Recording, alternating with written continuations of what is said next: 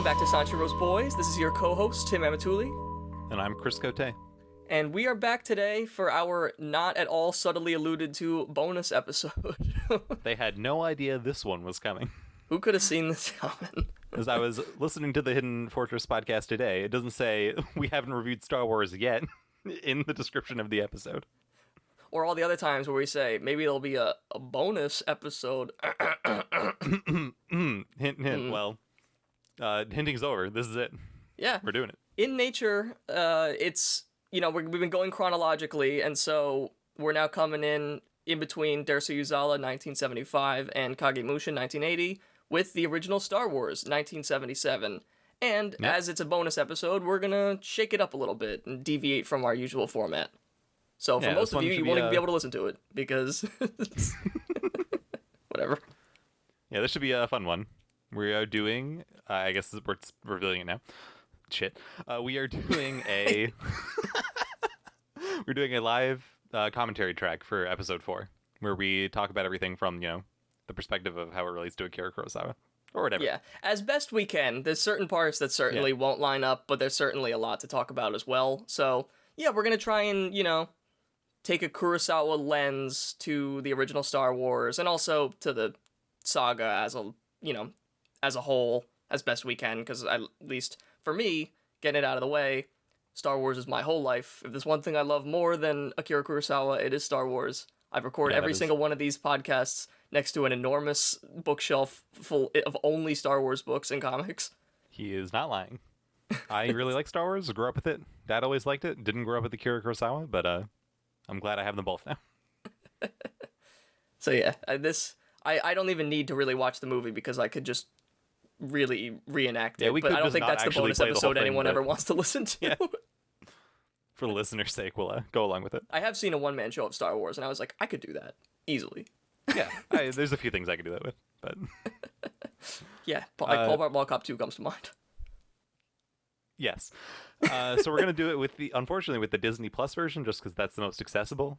Yeah, if anyone does actually want to watch along with us and, crack a beer and pretend you're watching a movie with us, simulate friendship with us. Yeah, this is the best way to do it. We figure we can sync up with Group Watch on Disney Plus. Usually I watch the despecialized editions. I have not watched this version of Star Wars in a couple years, maybe 4 or 5 years. Yeah, I have no idea when the last time I saw. But... I do know that there's one new edit in this one during the Han scene, the Han and Greedo scene. Oh. And that'll be fun to relitigate. It's so bad. It's even worse. Oh no! But all right. Well, it's going to be a long night here. So. Oh yeah. And also, this is going to be we're going to do a countdown. This isn't going to be edited and polished as much as I usually try to do. This will really just be straight through, so you'll hear how poorly I speak usually, or how much I stutter, even more than usual. Sanshiro's voice. So, all right. I am going to do a countdown now. 3, 2, 1, go. And then when I say go, the movie will start. So, here we go. Here we go. Satellite radio. 3, 2, 1, go.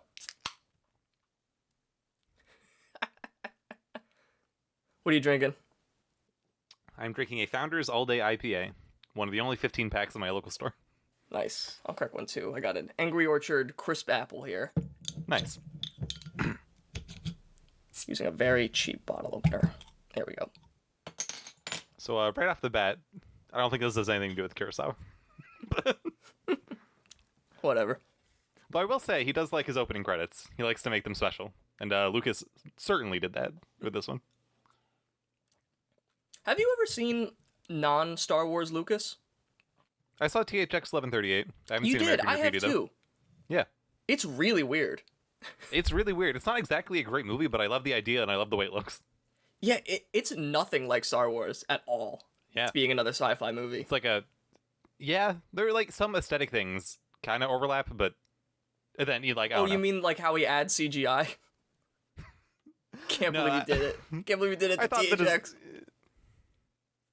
I thought the design of some of the inside of wherever the hell they are looked kind of like the inside of a Rebel cruiser or something. But yeah, I can see that. That's very superficial. Just probably whatever they had in the studio to work with.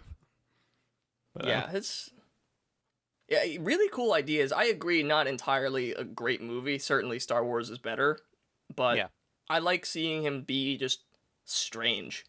It was one Like, of the he's 70s a sci-fi weird movies dude. that I liked a lot, even if it wasn't very good. Yeah. It's just really cool and weird. Yeah, that was on the Criterion 70s Sci-Fi. Yep, the thing that made One me of their buy best Criterion collections Channel. ever. Yep. Yeah. Special shout out to Dark Star also. We love Dark Star on this podcast. Watch Dark Star. Oh, yes, the John Carpenter film, amazing. Yeah, not the Death Flawless. Star, Dark Star. Yeah. But yeah, so opening scroll. Kurosawa never did an opening scroll. He's had opening text, but Yeah. Like I said, he likes his opening credits. He likes to make them significant, but never nothing like this. yeah. This is a classic opening. It's really lovely. How often do you go back to this one? This first movie? Like, I if don't you're, watch if you're ever going to watch a Star Wars one, what do you usually put on? It's very rare that I watch any of the Star Wars movies, even though I really like them. I probably watch this one and number 5 would probably be my first two to go to, really. Yeah.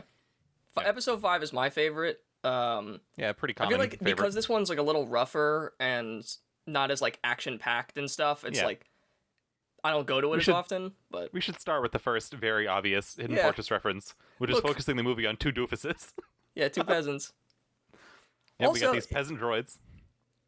Yeah, it's just always bickering with one another. It's I think it's Tahe and Madashishi in the Hidden Fortress. I, and, yeah, I believe that's their names. Yeah, here they it's are. hard to keep track of all of them. I looked them up before, but that was 30 Yeah. minutes ago. You know what's cool too is I was thinking back on a lot of stuff, and there are so many elements of the Hidden Fortress in this movie, but they're not in the same order, which I find interesting. Like Yeah, no, it's this not like scene a fistful certainly- of dollars in Yojimbo. It's yeah, more yeah, broadly where it's an based on exact it, yeah. duplicate. Yeah. Yeah, certainly Star Wars is a very different movie in a lot of ways, but Yeah.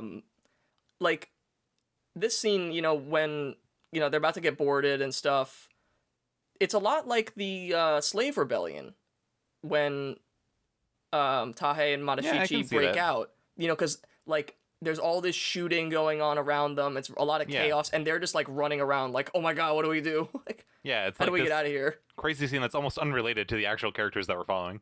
Yeah, exactly. Because it's Yeah. like no one actually cares about all the slavery in the Yamana Kingdom, pretty much. Oh yeah, Well, I not guess at all. Princess Yuki does, but And no one cares about droid slavery in Star Wars. yes. Yeah. Shout out to L337 and Solo: A Star Wars Story, who finally called out like, I'm sentient. Like, Yeah, I have this rights. sucks. Well, not yet. They don't. Not in Edo period Star Wars. And this is also like, in that first opening shot, where they watch a guy just like get gutted and stabbed by Yeah, the right in man front of on horseback. Like Yeah. these guys pop their head out and then just watch this guy get gunned down, and they're like, all right. Yeah. I do think in general it's nice to like set up this big imposing world, but know that you're not exactly going to be following like the leaders of it. Haha, who would want to follow all the stuff about this big imposing world? Haha. And Yeah. there's big Japanese influence number one right there with the design of Darth Vader. Yeah. Very samurai helmet. Like, I think specifically of like the Throne of Blood helmets because they were Yeah, so no, large. definitely. Like, Yeah. like some of the Yeah, most because- formerly. Yeah, I think a lot of actually the. Yeah, that makes sense. I don't know, the design for him, the design for even the rebel troops, it kind of has a kind of helmet that I don't think you'd see really anywhere else. I don't Yeah, know. it's like almost a little bit like the kind of rice paddy helmets that you'd think of, or not helmets, but- hats that you'd think of, Yeah. in just in like their weird like angular shape, it's like almost Mm-hmm. unnatural. Oh, and there's Princess Yuki. Princess Yuki.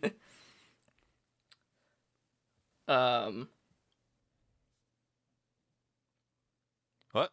But yeah, there's a lot of samurai in him. We'll also, see kind of inverse of that with Obi-Wan later with, his robes and stuff.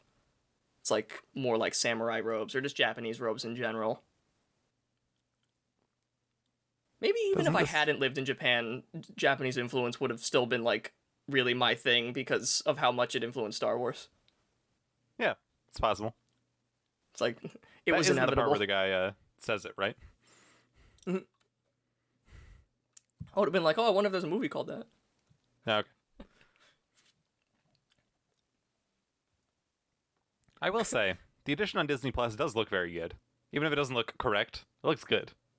It just looks extremely clean. It's like 4K.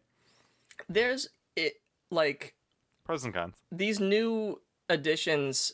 When you look at like the way it used to look, though, you'll see a lot of like weird stuff with the colors. Like it gets like a lot bluer or darker in weird ways. Like there's so much weird stuff with all this. I mean, you can look it up. There's been so many different versions of these movies. Yeah. Really like appreciate the fans that put the work into trying to replicate what they were like when they were first released, because that's the way I like to watch them. I think it's a crime that we can't see that like that. Yeah, the fact that you don't have the option outside of like doing this on your own. Yeah, it sucks that someone is dictating that, but yeah, it's not our movie. The Disney Corporation. But oh well. Yeah, you don't get any of the effects of like film stock like you would even in like in Dursuazala. You see the film stock kind of constantly present. Where you see the film stock like ripping in the projector. Yeah.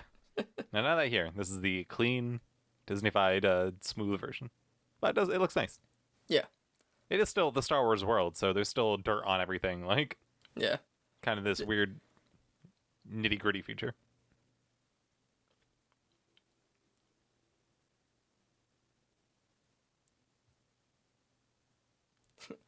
Yeah, according to Rogue One, I just saw your ship leave like 10 minutes ago from the huge battle. I know you weren't. Like, the planet you're going to is nowhere near Tatooine.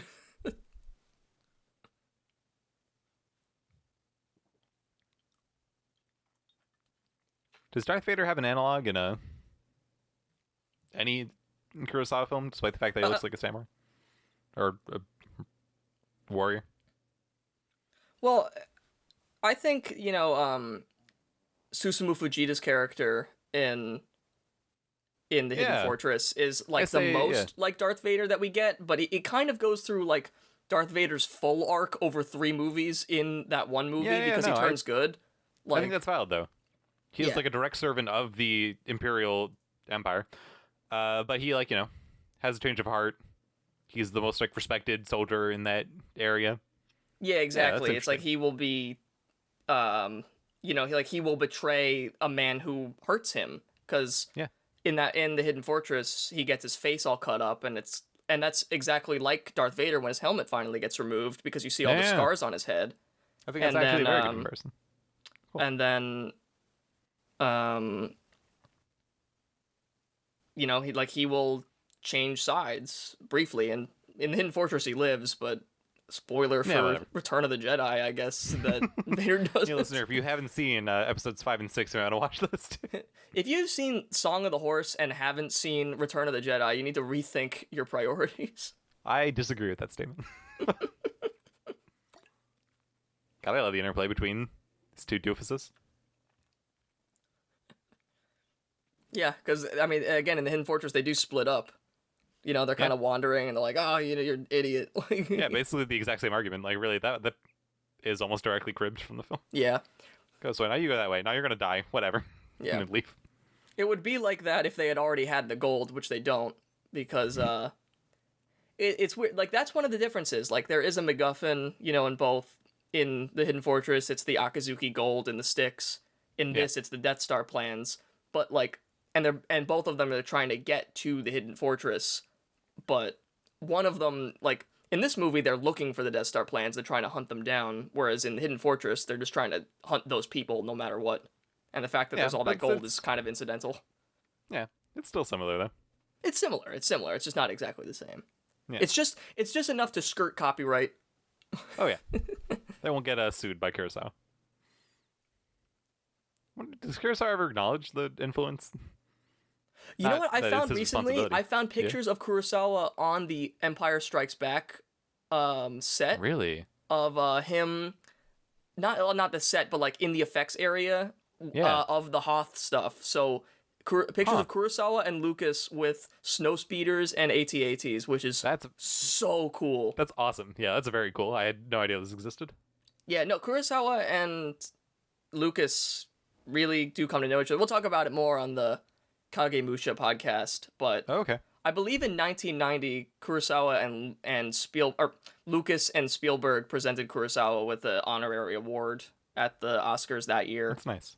We got the wipes? The wipes are actually Oh, yep. The wipes. classic influence. God bless the wipes. They even keep them in the new ones. One of the only things they keep. I don't. You know what? The wipe is so weird. It's like I want to try and track down when the wipe went out of style, but also it's like whenever it happens in any Star Wars thing, even as new as like this year, Yeah. it's like a wipe happens and it feels totally natural. It's great. Like, It's a great transition. It feels so good when a wipe happens in Star Wars, but like if a wipe happened in any other movie, we'd be like, why are they doing a wipe? Yeah, it'd be insane. Weird. It's like they took ownership of this technique. Yeah, it fits the movie beautifully. I love it every time. My favorite wipes is in episode 5 when they lift up someone. I think it's in episode 5. They lift up someone and it lifts up the screen with it. Yeah. The wipe is hilarious. Dude, they started getting crazy with wipes in episode 3. They started it started just becoming like Windows Movie Maker. It would be like 8 rectangles all of a sudden that like open up in the middle of the screen. It's like, bro, it looks like he's turning like wind. It looks like he's turning like shades. Yeah, they should do the thing where the screen becomes a cube and then rotates. It just shatters in like a glass shattering sound. Yeah, reincorporates itself. In the new special edition. Give him time. And now here is Madashichi or Tahe being captured. Yep. However, again, another difference in the Hidden Fortress, they're being captured by the Yamana clan. It's like always the same enemy. Here, they're being captured by a third party and just being taken prisoner. So it's like that's where it's like things are out of order because they were taken to a slave camp and then there was the whole slave rebellion. But now we kind of got the slave rebellion first, and then now they're being taken to a slave camp. Yeah, I just do like still it follows this idea of like these characters exploring worlds that have their own governments and problems that aren't exactly related to like the peasants or the droids themselves, even if they're part of it. Yeah, until the prequels happen, and then these droids have actually been everywhere and done everything. Yeah. I love the prequels, by the way. Not very good movies, but I love. Yeah. Oh man.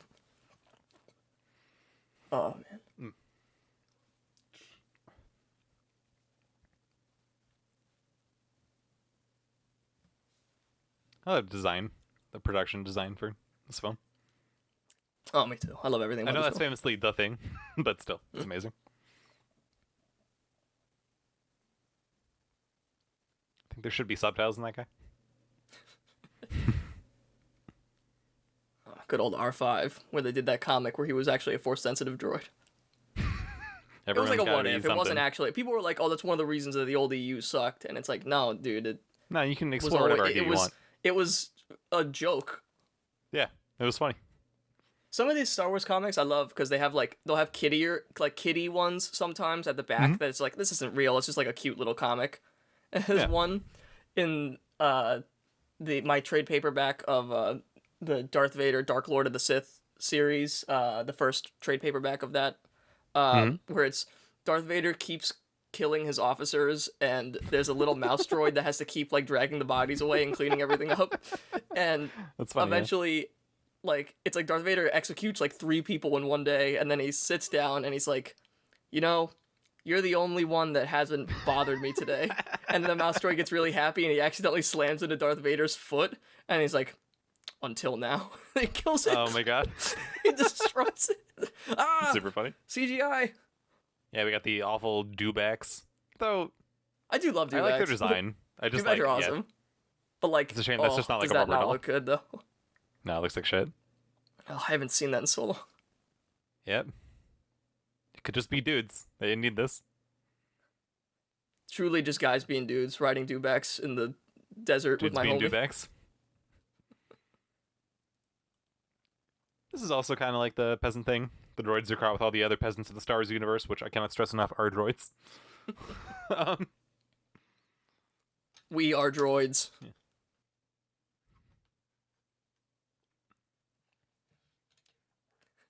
I wonder where the idea of a C-3PO that's just like whenever comes one from. of them sat down in that hole that Toshiro Mafune kept making them dig, and they'd be like, "Get up!" and just yeah, come them. on. We gotta keep ourselves together. I do love their dynamic. It's great.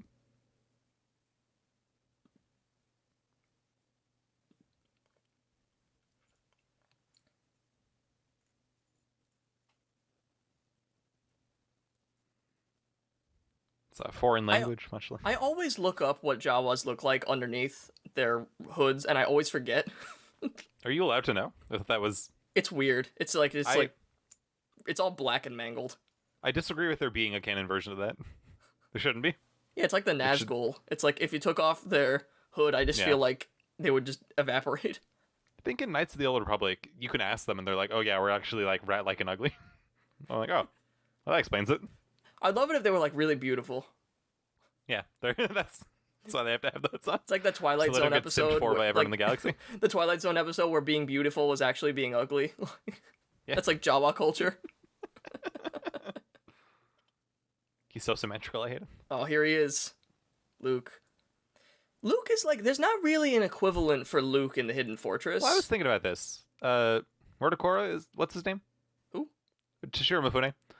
If you like split him into two people, it would be like Luke and Ben, right? Kind of. I suppose, but like Toshiro Mifune is all, he's a warrior. This kid's just a farmer. He's actually probably the closest equivalent that you could make to him is Katsushiro from Seven Samurai. Interesting. You know, like the young samurai that becomes Takashi Shimura's apprentice. He starts following a Ronin. Obi-Wan Kenobi. And he's horny for a girl who in this movie will turn out to be his sister in 2 movies. But because like we'll get to the hologram scene later. We'll get to the hologram scene later, but he will be like, "Oh my gosh, she's beautiful." Like, yeah. Look, he's very polite. Come on, man! Don't you know you used to own me? You don't know I'm like blood related to this family.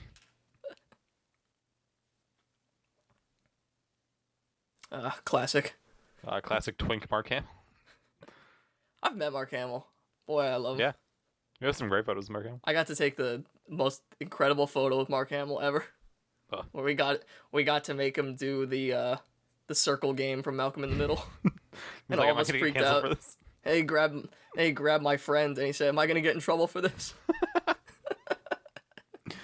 And like, no, but he could have been. If he held it over his head, he might have.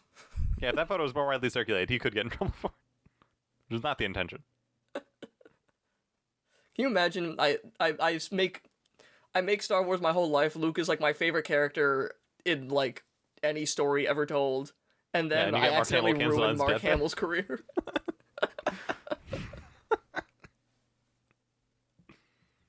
Love his performance in this movie. Yeah. Just so gay. He's not supposed to be, but he's not supposed to not be either. It's just.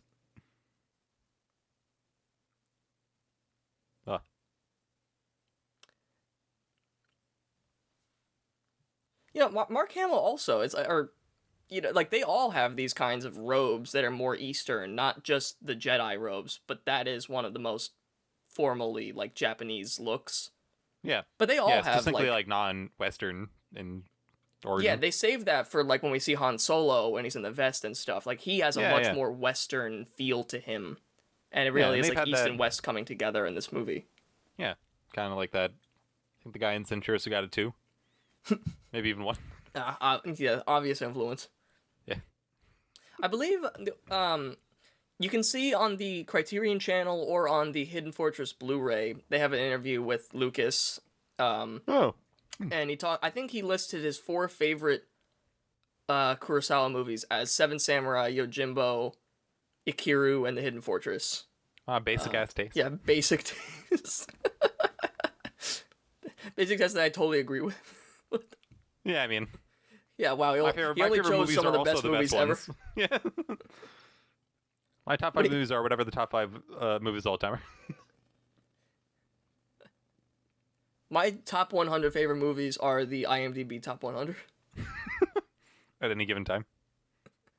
Yeah, it's I'm growing. It's an alternating list. Yeah.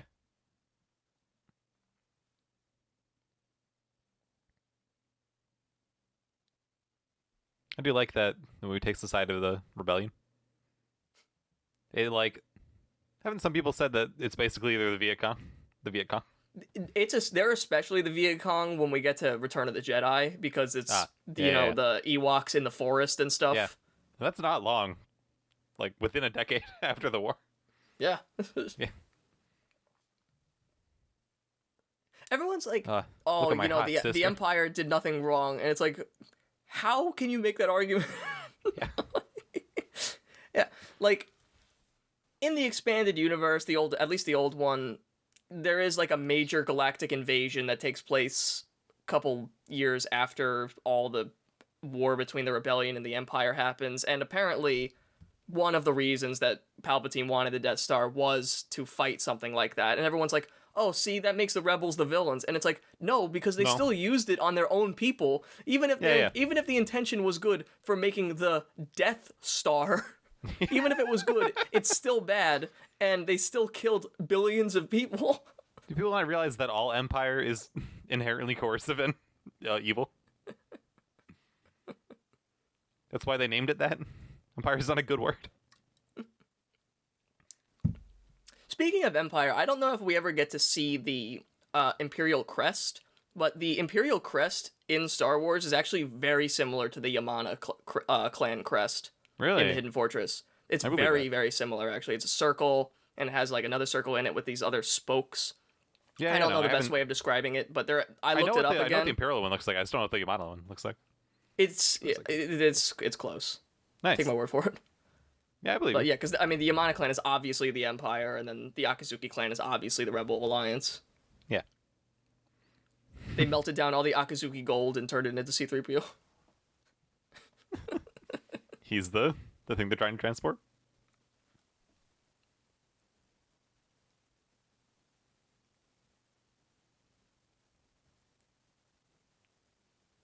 They're just humble. Some joke about rice farmers. Sorry, no, water farmers. Water farmers. Love it. Genius. Yeah. It is cool. I don't like you either. Oh, this is the blue titty milk from episode 8. Nah, it's blue in this one. It was green in that one. It's even more gross. I guess I can't say they never had gross food. Oh, no, they've always have. Always has been.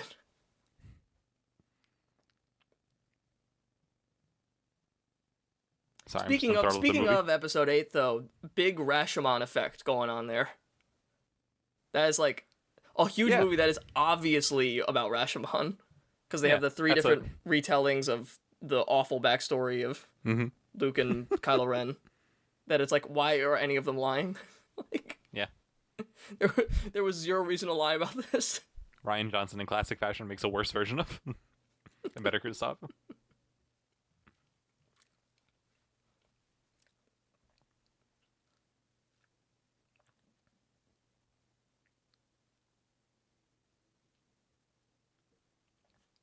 I think those new peasants are going to work out fine. Thinking about Uncle Owen, I got 2 great slaves. It's true. It's not even questioned. I remember someone pointing out that episode 1, The Phantom Menace, is like just a story of Qui-Gon Jinn acquiring more slaves. Yeah, I think in Trap House they talk about that. They keep calling Watto a slave trader. Well, it's like the first Jar Jar winds up with like a life debt to him, so he's like essentially takes him as his slave. Yep. And he's like, yeah, his life belongs to me now. Yep. Now I It's need like, a boy according slave, to your a culture. robot slave. And then they find Anakin and they're like, oh look, a slave. I'm gonna win him. Yeah. And now he's mine, and I'm taking him back to Shame if Coruscant. I was in control of him. Oh, here we go, baby. The greatest music ever composed by the greatest composer in the world. This is that scene in Dersu Uzala with the sun and the moon. Yeah, actually. Yeah, honestly, it looks very similar. Though I do know, listener, that they are 2 suns. I'm not dumb.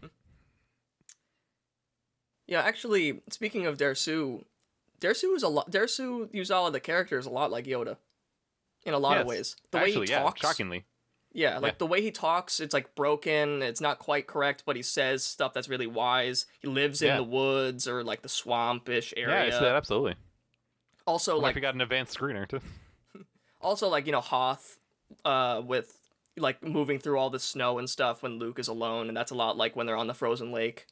Yeah, I see that a lot. It's like hard to say if Dersu Uzala, where it was released, I mean, 5 years earlier than Empire Strikes Back, but it's hard to, I mean, someone being lost in the snow is not a new thing. Yeah, but what about a little guy that you find and he helps you out? Yeah, I found a guy. Pretty good concept. Yeah.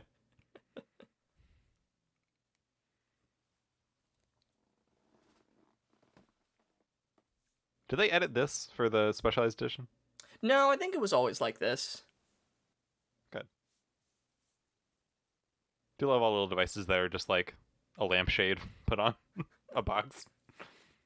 Meant to look futuristic. Yeah, they're like, we got this new robot, but he's just like a hamburger.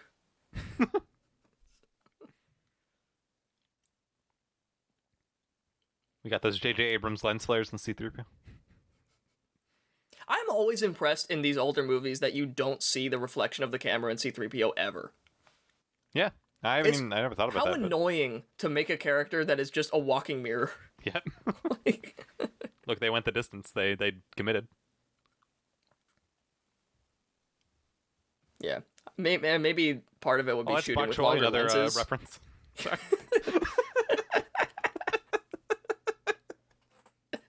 Sorry.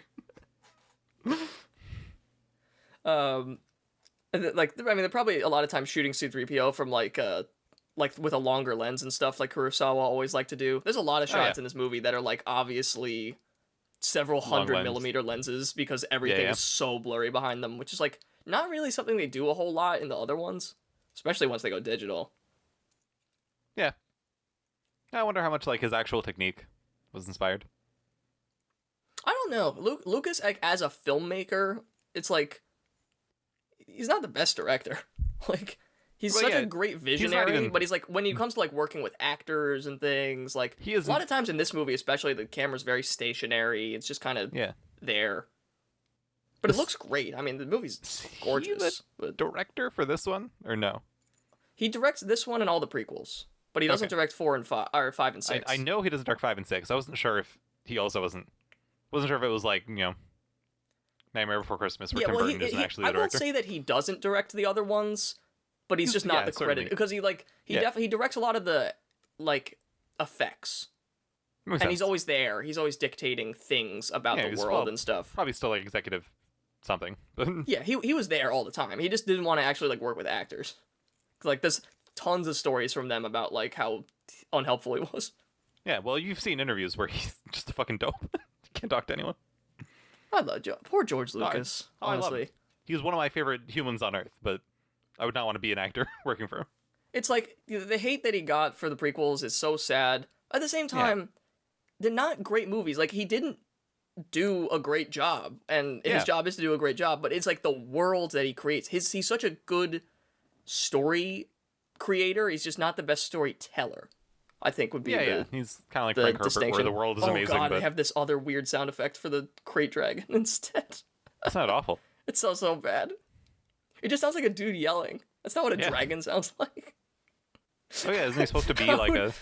You imagine watching like any medieval movie where the dragon, and instead of like a roar, it's like a scream, like a human scream. This mysterious figure. Now there's a new found a guy in the desert.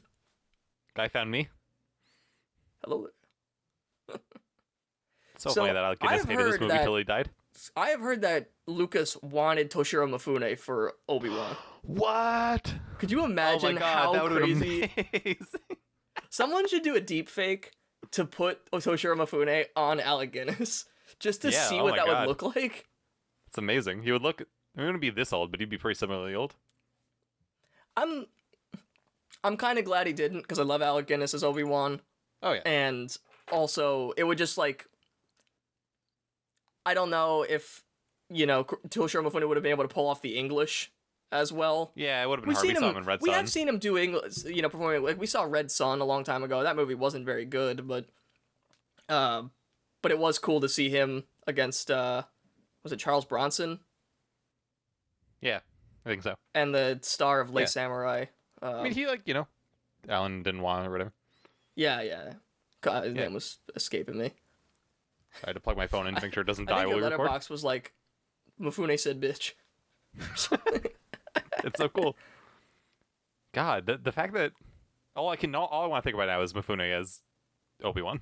Yeah, I think It's wonderful. it was something like, They give him the beard. like was looking at the wiki and stuff, and so it's like Yeah. you never It know was for probably sure. a very early idea that he never wanted. Like, he probably mentioned it or something. But... Well, I think he was like approached about it, but didn't want to do it because it, Oh yeah, like, obviously Mafune would never do it. like would cheapen the image of the samurai or something. Yeah, no.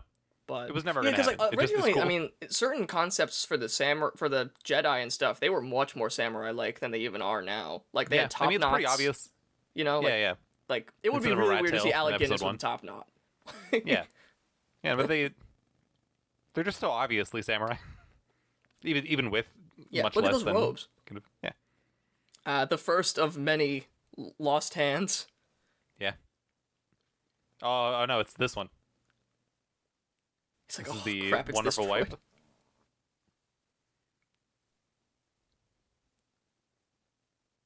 Is this the wipe where they lift them up and then? Yes, it is. I think it is. Yeah. Oh man, I think they might do that more than once in the series. it's probably. Oh, it's Yes! so good. That's just like stand-up comedy in the editing.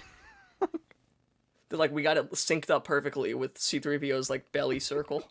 So he doesn't actually move at all in the camera, but they just. Maybe they just couldn't get him up, so they like was just. Yeah. The lower down is just a human body.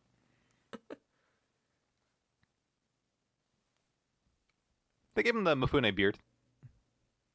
I don't think Alec Guinness has a beard in most things. Usually clean shaven. I certainly clean shaven a lot in other movies. Yeah. You know something I'm surprised about in Kurosawa, all of Kurosawa's samurai movies is like there isn't one that has like a holy sword or something. Yeah, he's not really into objects. He kind of. Yeah, it's like here, Last Jedi would have you think otherwise, but Anakin's lightsaber is so important. Yeah. You know, it's like, this is my father's lightsaber. Like, this, like, means so much. And Yeah. then, like, Lucas certainly treats Kurosawa it never with, like- really did that with, like, oh, this was so-and-so's sword or something. Yeah, the only one I can even think of at all is Toshiro Mifune in Seven Samurai has just a big sword. It's I kind love of a that joke. sword. Rules though. Yeah, Love certainly that that sword. Lucas is like, this is supposed to be a samurai sword, the lightsaber. I'm sure much has been written on that.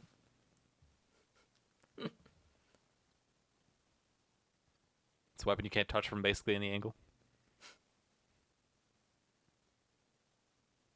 The A young here's Jedi named some Dark of Father. Obi-Wan's many lies.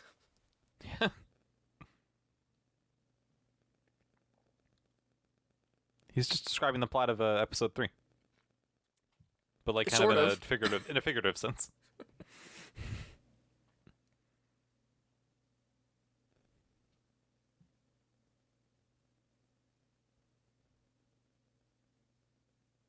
The Force, otherwise known as years of training and discipline. You wouldn't get it. You had to be born Force sensitive, which you were, but Yeah, which according to Ryan Johnson you were, and according to J.J. Abrams you weren't. And that goes for anyone.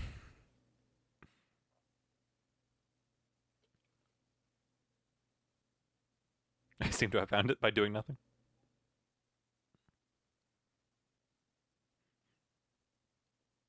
help me, Makabe Rokurota. Yeah. But yeah, that further cements my theory that Kabe Roshoroto is kind of a few of these characters. Yeah, no, certainly.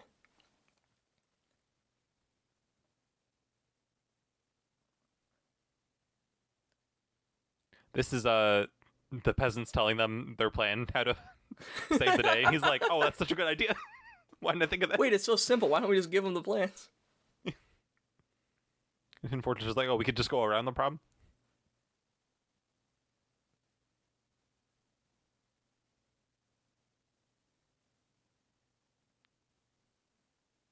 God, the film looks so good.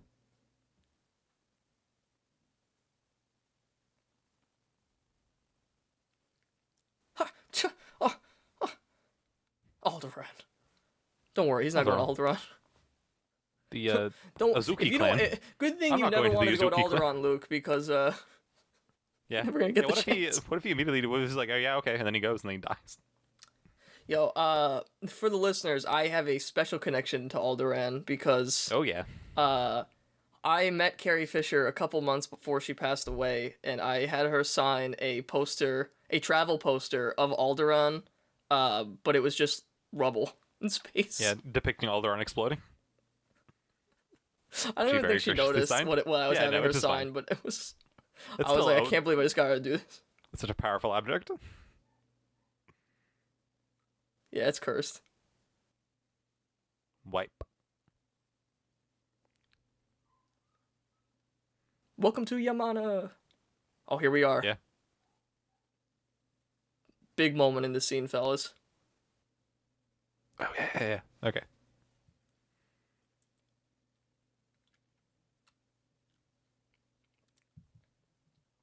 They have that classic bad haircut. I can't believe we're on Star Wars C-SPAN. Parliamentary procedure.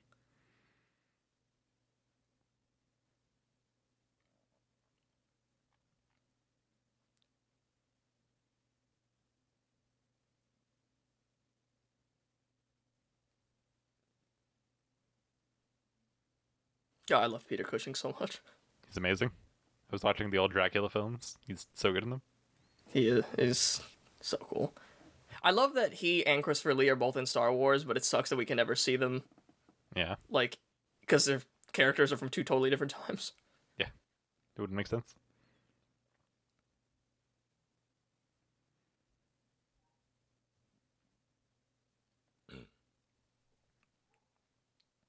This all went over my head as a kid. Yeah, and then he made a whole movie out of it. Yeah. Made a whole prequel trilogy out of it.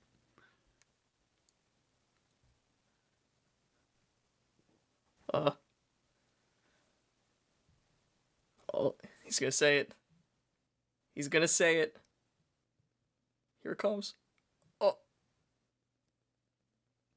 Oh, he says There it is. They cut it off. Literally have this character say, "Find the rebels' hidden fortress." Amazing. Lucas wasn't even trying to be subtle with his influence. Yeah, He's like, the hidden fortress only influenced me really just because of the C-3PO R2 characters. Everything else is kind of a coincidence, and then he name drops the hidden fortress in his movie. Yeah, of course. Screaming at you, begging you, laughing in our faces about how much the hidden fortress inspired it. He's trying to Jedi mind trick us into thinking Pay no that he came up attention with to that. the samurai Jedi. To the literal samurai in the room. The only thing Akira Kurosawa inspired all is having two buffoons.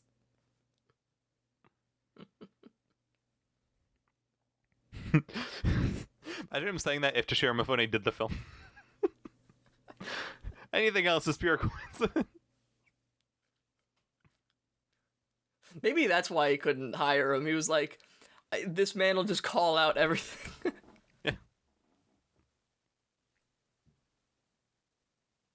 Yeah, only Yamana. Honestly, the Yamana troops are as accurate as the stormtroopers.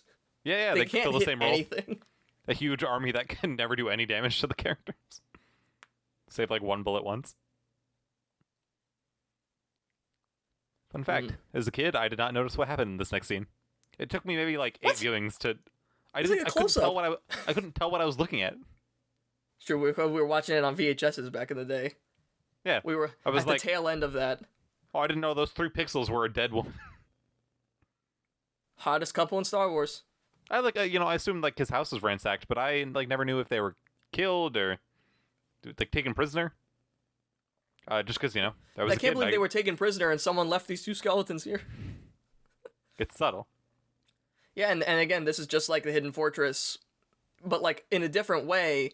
But when they leave the actual Hidden Fortress to go make their way through the Yamana territory, they do look back to the area where Takashi Shimura's character was, and they just see it in flames. Yeah, it starts the journey. But it's like, again, that's like the kind of thing where it's like, oh, there's a very similar scene, but it's totally different. Like, it has a totally different application in the overall world of the film. It does feel more significant than like coincidence. Yeah, it's a weird middle ground.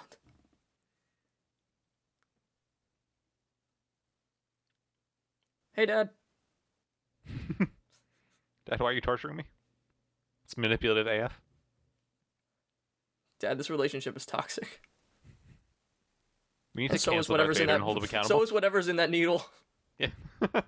Damn, this is forcing the anti-vaxxers to take the COVID vaccine. Why isn't that robot administering COVID vaccines to everyone?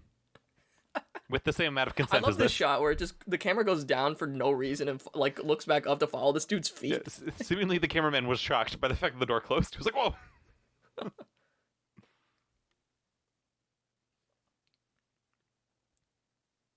See, It's also so weird. It's like it's very understated that they're just like burning these Jawas. Yeah. Huh. I It'd did be know like that, that but I forgot sometimes. about it. Yeah.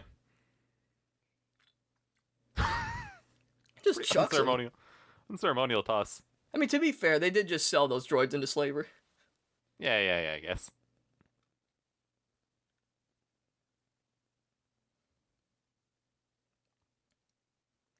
Literally, what else would Luke do? He's homeless. Obi-Wan had been conveniently orphaned. Let's go. Just like you planned. Always has been.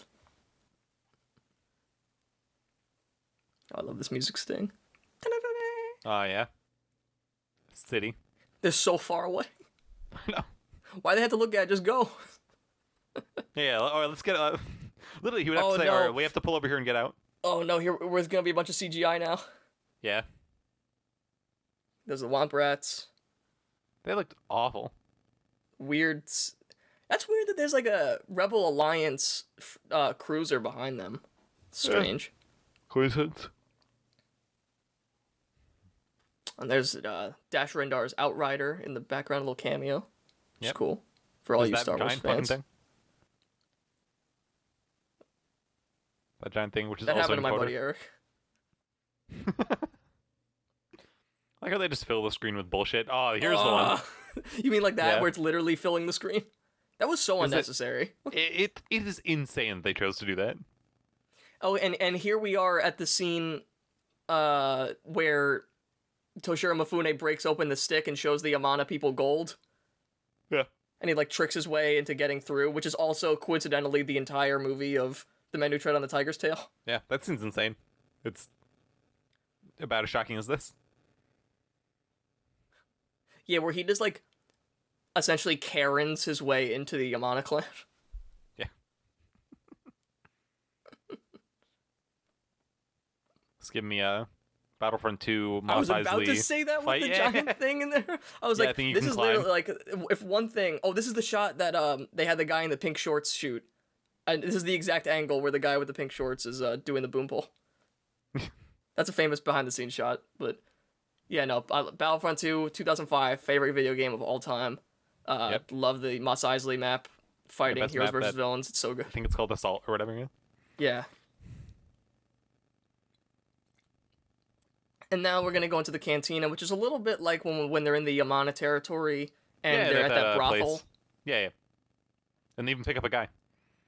Yeah, Harrison Ford's kind of like a prostitute. Harrison Ford's like that nameless farmer woman if she actually did anything. Yeah. Like if she was important to the plot, which she isn't. Yeah.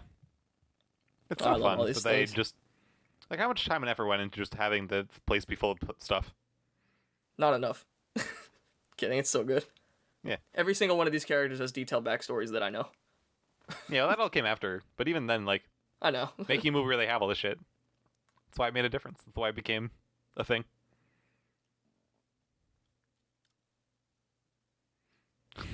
God, I What's wish the name that of were this me. music again? I can't say that on television. This one for the listeners who know. It sounds like jazz. Yeah.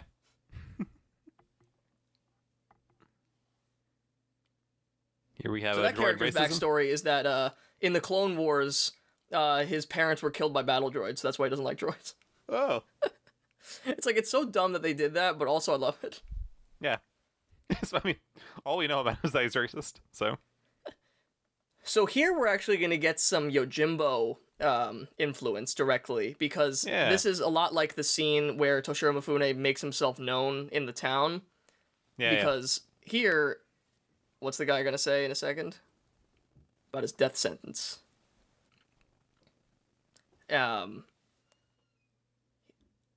because in Yojimbo, the guy's like, hey, like, I'm a tough gambler. The whole government's looking out for me. If I get found, they'll crucify me. Like, I'll be murdered.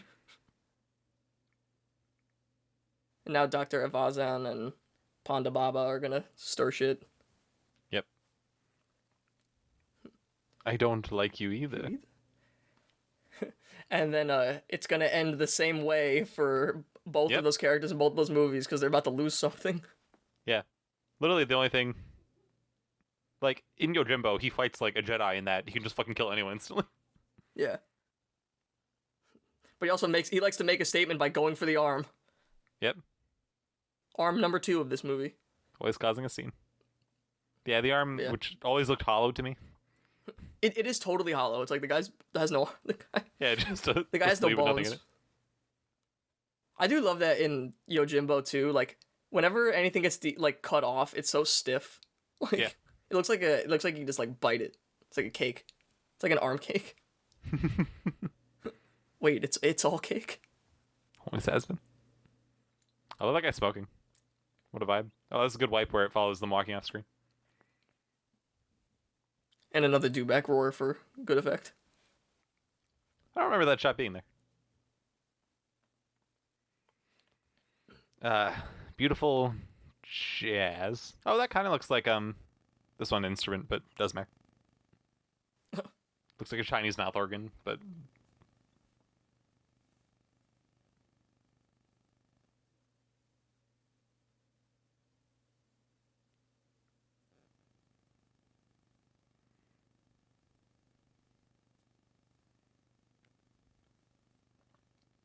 Who's the Kurosawa equivalent of Chewbacca?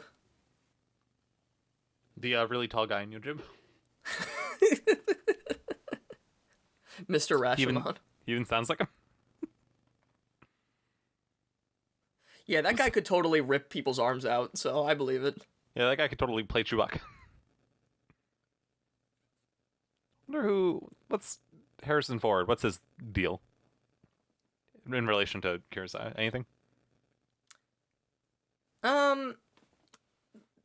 Not too much, honestly. It's like, that's the thing. It's like, there's more characters in Star Wars than there are in the Hidden Fortress in terms of, like, their main party of people.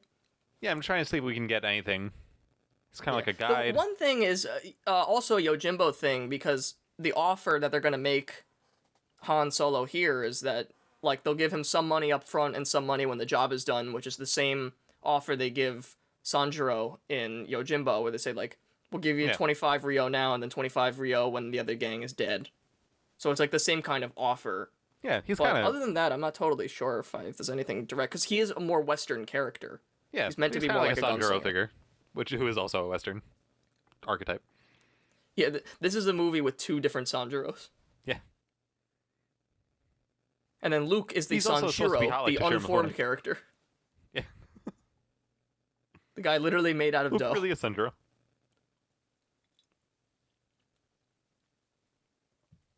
It's so funny he was a carpenter. Yeah. Looks so good, too. He's so hot. Oh, get ready. Let me know if during this scene there's a specific shot that stands out to you, and not the one that you're thinking. If there's something new. I'm keeping my fucking eyes peeled. It's so weird.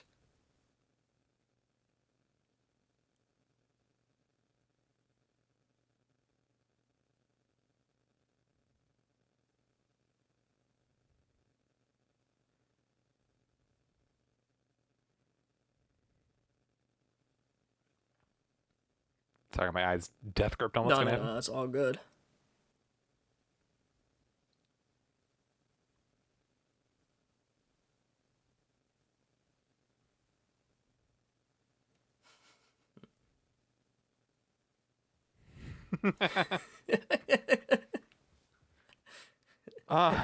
This is the McClunky edit. It's McClunky, all right. It's what happens there?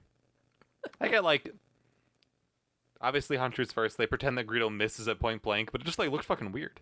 It's terrible. It looks terrible, but it's like apparently adding that weird close-up of Greedo saying McClunky was like George Lucas's last change to Star Wars before he sold it.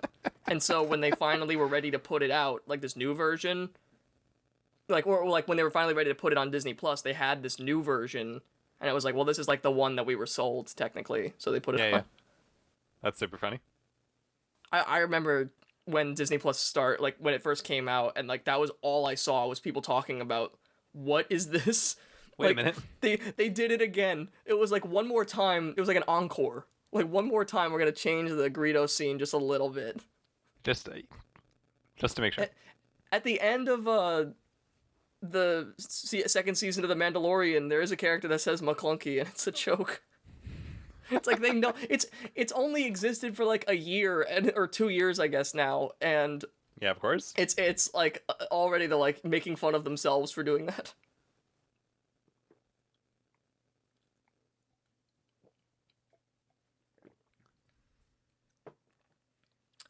Speaking of Mandalorian, there is Oh, look, it's Screwed. Chapter 4, this Sanctuary from Season 1 is literally Seven Samurai. It is a direct Seven Samurai episode. And like, this is, to the point where they're even getting all the villagers armed with spears made out of long sticks. Nice. Like, training them to fight against a group of bandits that keeps taking all their food. Yeah, it's like, sounds this is Seven Samurai. Self-consciously, yeah. This is Takashi Shimura, right? Was the guy he originally had to play. Sorry, Takashi, I love you. And this Boba Fett, like, only in this version of the movie. Oh yeah, that's weird. Just floating in there. Yeah, well, it's like this whole scene was not in the first cut, and it's really useless. Like, it doesn't... It's literally everything that Greedo just said. Is there ever a puppet Jabba in episode 4, any edition of this movie? Not a puppet one. No, because it was originally a guy. It was like a dude in like a big fur coat. Yeah. Who like looks like... it looks really fun. He was like in the background of the first shot. He steps on his tail. Stupid fucking... Yeah, well, because the guy... They make Harrison Ford like awkwardly shoot up because originally it was just a dude, so there was nothing to step on. Yeah. Oh, I love Jabba. Got Pedro Pascal in the background. Also, Chapter 13 of Mandalorian has a lot of Yojimbo in it. A lot of, like, visually Yojimbo. There's a lot of, like, wind and fog, kind of like the end battle. Yeah. It's like the whole episode is like that. Nice, that's cool. And that's because that's a like Jedi episode, so. The original Jabba. The big guy in a coat. Fourth wall break. Hello. Well. Boba Fett just looked into your eyes. How do you feel? I couldn't tell.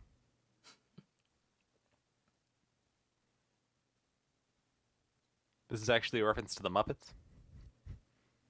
No, this is actually a reference to Lego Star Wars: The Complete Saga. Where that guy is, like, significantly more important. He's like a whole huge boss, and he just keeps calling guys. He goes, King. Love him. Get flamed. This is the equivalent of calling a horse ugly.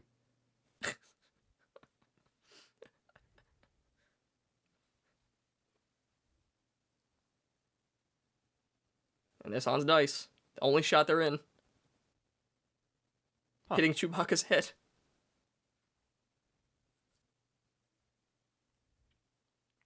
I do love that design for the Sand Troopers with the orange thing on their shoulders. Yeah, it's nice. It's like really cool. I don't know why I find it so like visually appealing, but I do. It's interesting that they're the first. And like the proton packs on their back. Yeah.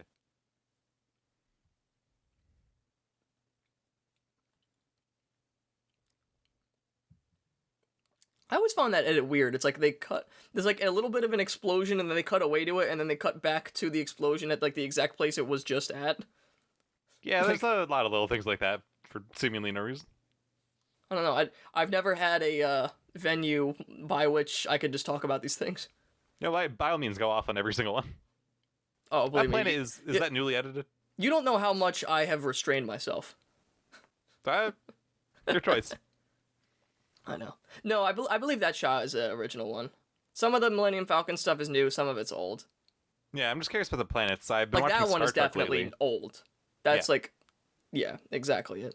Oh, this is the part. Star Trek lately, and they remastered. I'm gonna do some evasive maneuvers, like going forward. Yeah.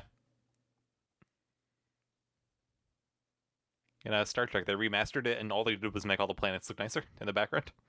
I think they also did here. Honestly, I think the planets have always looked really good in this series. Yeah, it's not hard to do, but it's a great effect.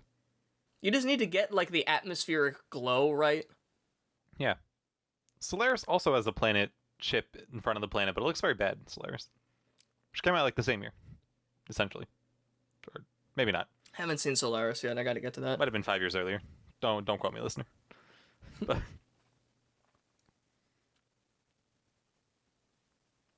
This is a reference to Spaceballs when they enter ludicrous space.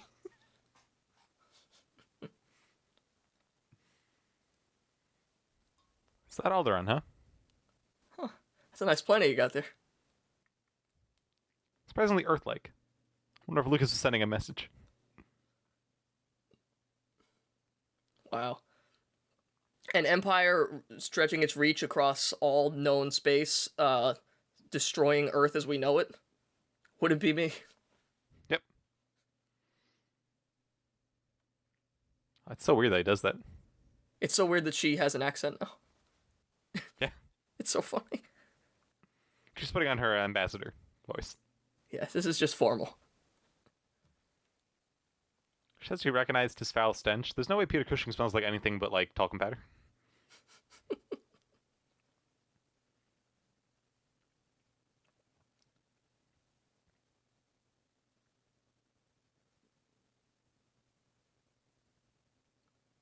Honestly, it's like, I know a lot of these people, like, didn't care as much in the beginning because, you know, you didn't know what this movie was. It was just, like, a weird sci-fi movie. But, like, yeah. It's gotta be pretty cool to tell Peter Cushing, like, you're about to do, like, most epic power play imaginable by, like, blowing up an entire planet. Yeah. It's cool that, yeah, I agree. It's gotta be like, alright, Peter, like, go off. Destroy a planet. Peter, I want you to be so freaking evil. Dantooine. Which we visit in Knights of the Republic. And this is all a bit like when Princess Yuki sneaks off for a little bit in the Hidden Fortress and starts crying as she looks over her land. We're kind of getting a little bit of a version of that here, where she's like, you know, crying and looking at her planet being destroyed. Someone's like, yeah, and just like looking at the ruins of your home. Yeah. It's a cool way to do it. It's a good thing they didn't, like, superimpose the rebel crest over her. Yeah. You know, like a Facebook profile picture. I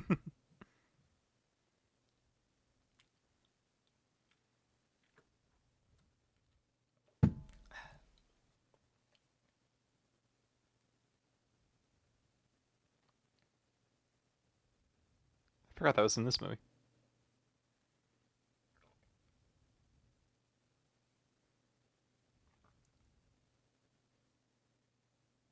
Yeah, I mean, nothing like that happens in Kurosawa. So. Yeah, it's anywhere I can tell when a bunch of people die.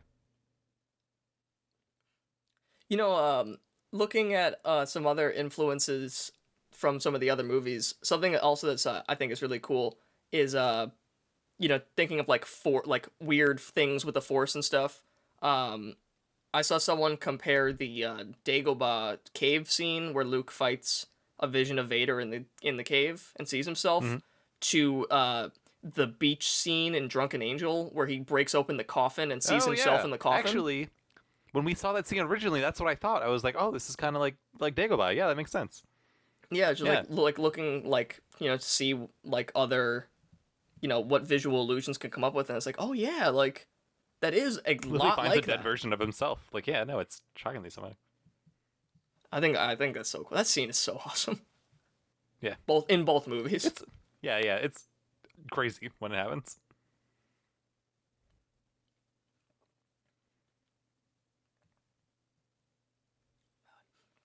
I used to have a game. It was that like remote droid that went on top of my TV, and there's like a little lightsaber that I hold, and it like, you know, you swing it and have it react to the game and stuff, and it was like some weird, I think it was like a Clone Wars era game where you could deflect blaster bolts and stuff and kill Geonosians. That's cool. It like doesn't work at all anymore, but I thought it was the coolest thing. It was actually my gift that was waiting for me when I moved to Japan, because my dad was there early. Nice. So that was, like, he gave us all stuff to help us, just, like, give us something good for when we first got there, for, like, the weirdest change in our lives. And that was, like, my thing. I was like, oh, this is so cool, actually. Yeah. We used to have a thing that was, like, a little droid that shot discs at you, and it would, like, target wherever you were, like, if you were holding a lightsaber, like, shoot in your general direction. That sounds incredibly try and dangerous. hit you. A little, just like foam discs. It's fine. Han Solo talking about fate is like the end of Rashomon, when they're like, bad things happen. No, you don't have to have bad things happen. Hang on. This is the Rashomon effect. This is just like... Come on, Homer. You like Rashomon? That's not how I the next remember scene it. is when Luke goes, I'm starting to feel a new hope.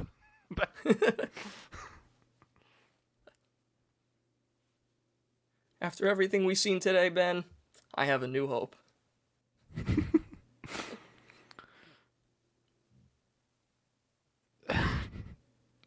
This feels like the episode 4 of...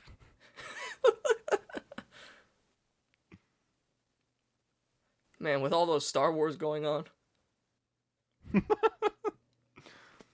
Man, there sure is a lot of fighting between this Empire and the Rebels. In the stars. It's almost like Star Wars or something. Not Lucas's finest writing.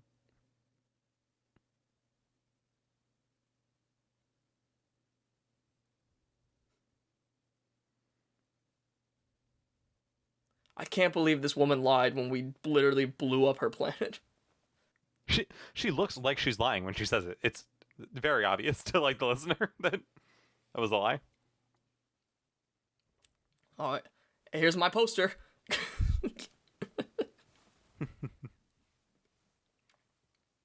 Why is there this asteroid field where Alderaan was?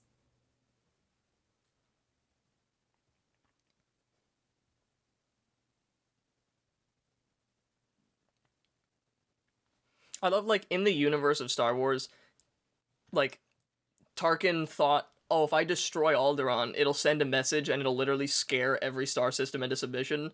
But in reality, this is illusion versus reality, folks. In reality, it really turned every star system against them and made the Rebel Alliance way stronger. Oh yeah, what a surprise. It was like, everyone was like, wait a minute, this is bad. I mean, it's America using the nuke in World War II.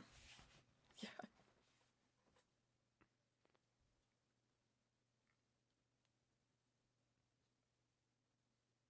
Now, this is clearly when they get involved in that fire festival. Yeah. That's the end of episode 1, actually.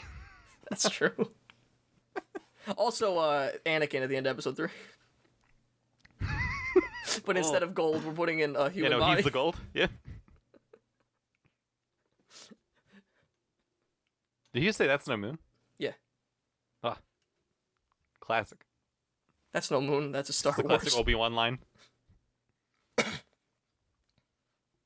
Just by being near Alec Guinness, he learns to say, I have a bad feeling about this.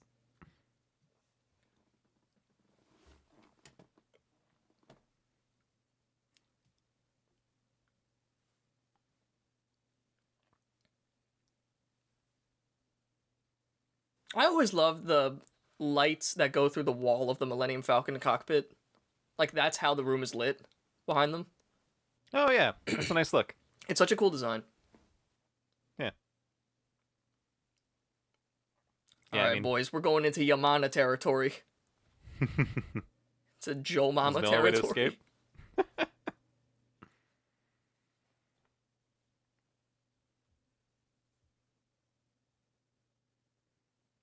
Music's obviously like a mix of a bunch of sources, but even in the Hidden Fortress, there's kind of musical cues for different ideas. Yeah, I think that I think Seven Samurai is the most fleshed out thematic musical score. I think that's why it's my favorite one, is like it's so distinct with like samurai theme, villager theme, bandit theme. Here it's so distinct with like song for Luke, song for Leia, song for Obi-Wan and the Force. Yeah. No Imperial March in this movie. The Imperial March doesn't come into the next one. Yeah. Which is really crazy. With all the changes, they never did that. Yeah. They were like, let's make sure we add McClunky, but don't add the Imperial March. I mean, that would somehow they would both be a crime, but I always thought it was weird to put a giant pit there with an elevator in it. I love it, but yeah, the Empire has always had a lack of guardrails. Yeah, it's just uncool. Yeah, it's not very cash money. The Millennium Falcon has escape pods? Yeah, it has like, I think they showed it in Last Jedi. It's like one or two. Yeah. It's like only for like one person though. It's like it wouldn't do you much good. Yeah. Also, the way that they had the Millennium Falcon designed in Solo was that in between the two things in the beginning, like, was a thing that went in between, and that was a giant escape pod. Ah. I don't know how you get to it, but that's there. Yeah, I'm sure. Made sense. And then here we get the scene from Sanshiro where all the people pop out of the floor. And the floorboards. All the trick in the book. That was like, when I was watching Sanshiro and I saw that, I thought of this immediately. I was like, wow, I haven't... Instantly. I was like, I have all these Star Wars images pop into my head for Seven Samurai. I didn't think of the Yojimbo, gambler Sanrio, stuff with the cantina right away. But this, I was like, oh my god, that's literally the same. Yeah. Also, I love that Han just pet Chewie's head. That's so nice of him. Yeah, it's cute. I just love petting my homies' heads. Yeah. Sometimes all you need is a big fuzzy homie. Yeah. Can't wait for COVID to end so I could blast particles on all my friends.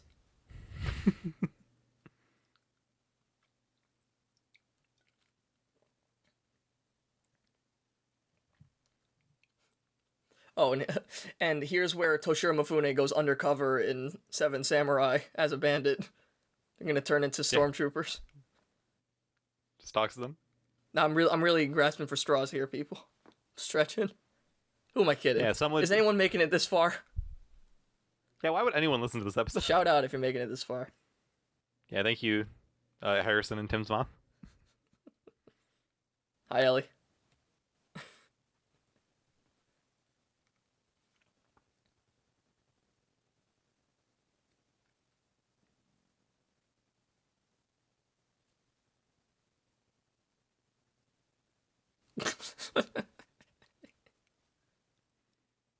I like how in this movie, whenever anyone gets shot by the blasters, it like really burns.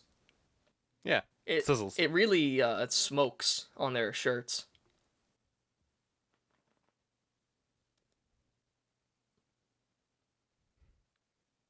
He's such a little, priss.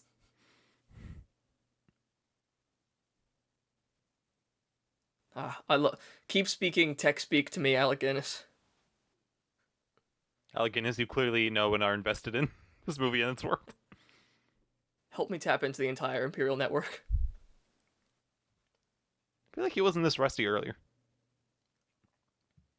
He's sweating oil. He's stressed. Ugh. As he always is. The most stressed. I I can't believe they programmed a droid to get this stressed. Yeah, right? Bad design.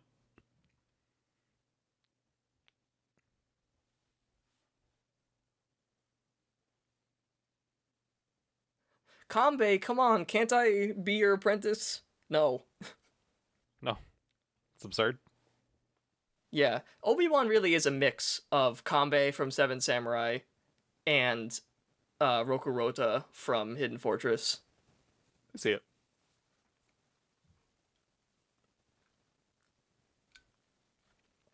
A little bit of Dr. Redbeard, You too. could even say he's a Ronin. Yeah, Dr. Redbeard, too. Now, that's I'm still clearly a thinking about reference to Dersu I Yoda. Live in Fear, where everyone... Well, that's because that's what everyone said when they saw Toshiro Mifune dressed up as an old man. Where'd you dig up that old fossil?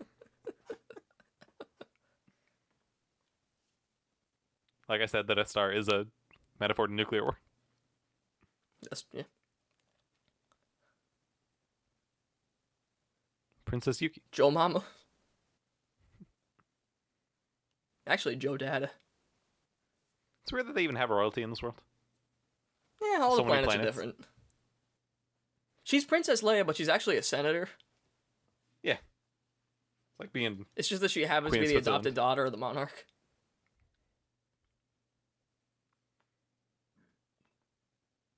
He's a prince by blood, but not by royal adoption.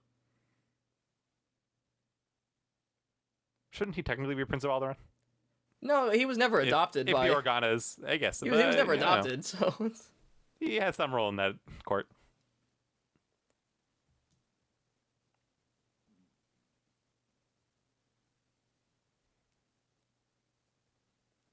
See, Han would have knowingly burned the woman in the bandit camp in Seven Samurai. Yeah. Better her than me. Burn it. Did someone say money? Someone say 600 Akuzi gold. Akazuki.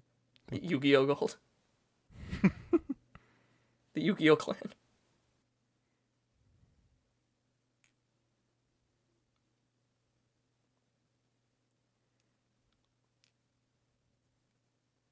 Can you imagine this just being one of the 70 sci-fi movies at the time? Could you imagine if Criterion had just been like, yo, as part of the 70s sci-fi, we're releasing the unedited version of the first movie, Oh my god. but you only the fucking first killer. movie?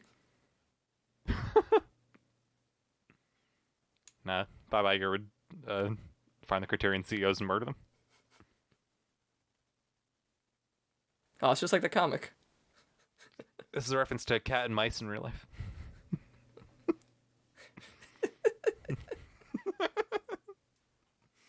Dun.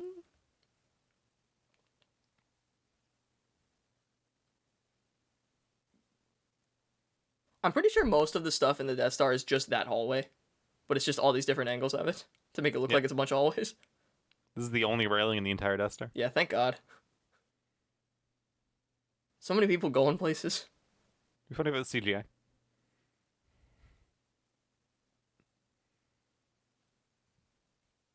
Yeah, there are a lot of people circulating the Death Star.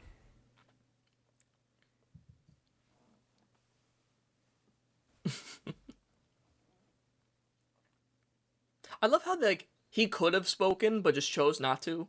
It's not like anyone Yeah. would recognize their voice. Also, he was like, "Don't get on this elevator," and the guy was like, "Yeah, sure." He just walks Yeah, away. and he was clearly ranked higher than him. Yeah, that was actually a reference to COVID. True visionary. Oh, sneaky sneak. Look at that that brown robe blends in seamlessly with the gray wall.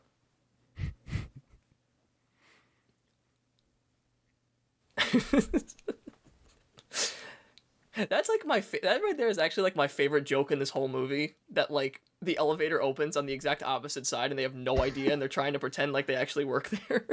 It's Yeah, so that's really understated, but it's so good. I never realized that, but that's really good. It's Actually, so good. let's turn around.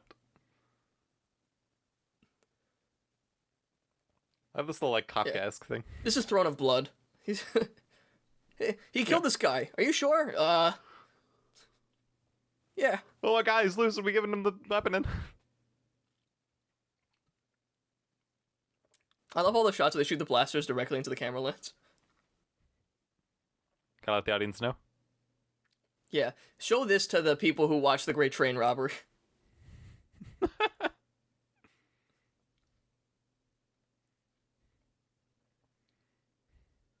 That's like 10 security cameras. I think the fact that Let's you're keep shooting shooting. all the security cameras is just as suspicious. No. That's what would happen. It really was so many. It's just one room. Why do they...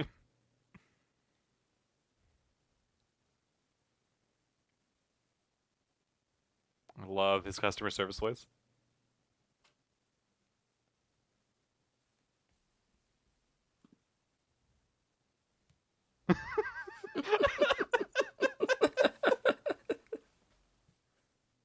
Oh, it's so good. Just says, "How are you?" And then he This whizzes. movie is funny. It's so much of it is Yeah. dry, but some of it's really funny.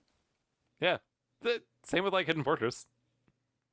I think I said in that episode that you have a blockbuster where it can be funny but also serious and epic all at the same time. You know.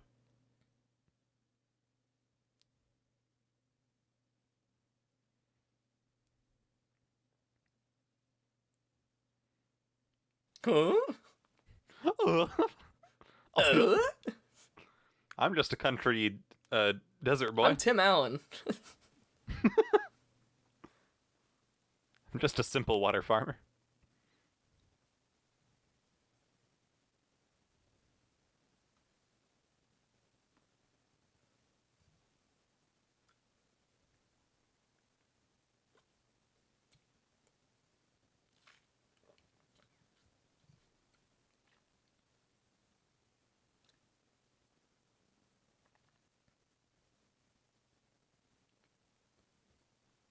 It's been like not that long since they were all still alive. About 19 years. It's not that long. Like, I don't know. In a galaxy. Yeah, I was reading a Star Wars comic today that takes place 25,000 years earlier, so... I know, just...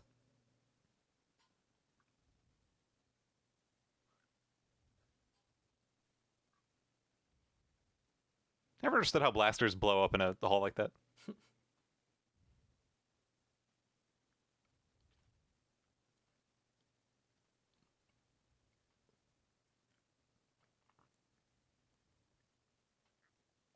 Hope the listeners are enjoying a lovely viewing of Star Wars Episode 4. Fantastic movie.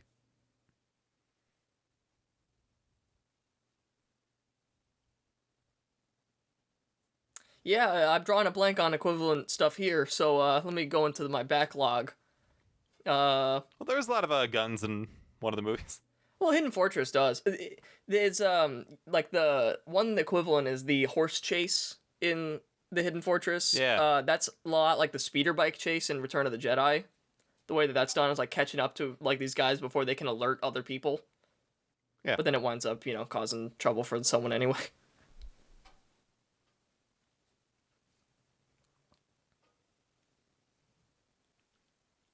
How smoky all the bolts are.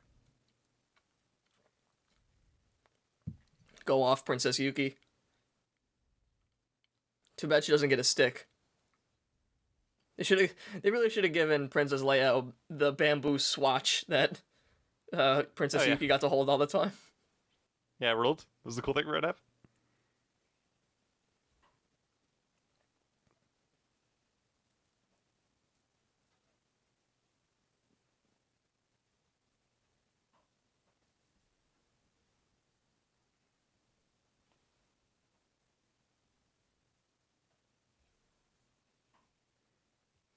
Love that scream. The garbage compactor is, of course, a reference to the pit in Drunken Angel. Basically the same. This is a reference to the idiot. The pit is in Drunken Angel, right? Yeah. Also sort of in Scandal, but I think it's just because it's the same backlot. Yeah. I think you also see that backlot in One Wonderful Sunday. I don't know. He uses it out there. Probably. It's the Toho dirt pit. Sludge pit. Every single member of this crew got typhus. Yeah. I was playing Borderlands the pre-sequel, and you end up in a trash compactor, and then you fight the Meg, which is Meg from Family Guy as the monster in the trash compactor. What? It's insane. In Borderlands? In Borderlands. Oh my god. The pre-sequel. I never played Borderlands. I want to. It sounds really good. It's a great game. Yeah, if you ever want to play it, let me know. Listener, if you ever want to play. Yeah. Thanks. I'm never gonna take you up on it. Yeah, I know. Man, I would have loved to have seen Kurosawa like do a monster. Yeah, like would have been interesting. Like if he had done more sci-fi Certainly, stuff, it would have been cool. Like, what would a Kurosawa monster look like? Kaiju film started in like '54, right? Yeah, so it was all those movies were at Toho. Like, yeah. Ashiro Honda, the main guy behind a lot of the Godzilla movies, he and Akira Kurosawa worked together, and they were friends. This just wasn't. He just never did it. I mean, I'm sure he probably saw that as like cheaper entertainment. But the first Godzilla the isn't elements like of it that. never. For listeners also, I'm a massive Godzilla fan. I have every single Godzilla movie on my shelf, but way before the Criterion super set came out. So I had to hunt down all those DVDs. When some of them are sketchy, some of them are like the Song of the Horse one where doesn't even have a menu. Yeah, well. But I had them all nonetheless. And I don't know if you know this. First Godzilla movie, Takashi Shimura's in it. Oh, hell yeah. Which I haven't seen it in a couple of years. I really want to rewatch it again now with like such a strong emotional attachment to him. You know, he rules. I think that would have been the same year as Seven Samurai too. Like, Yeah, close. Like literally, sure. this man had like one of the greatest careers ever, and like no one talks about him. I know. I feel bad about the Jabba the Hutt joke, though I stand by it.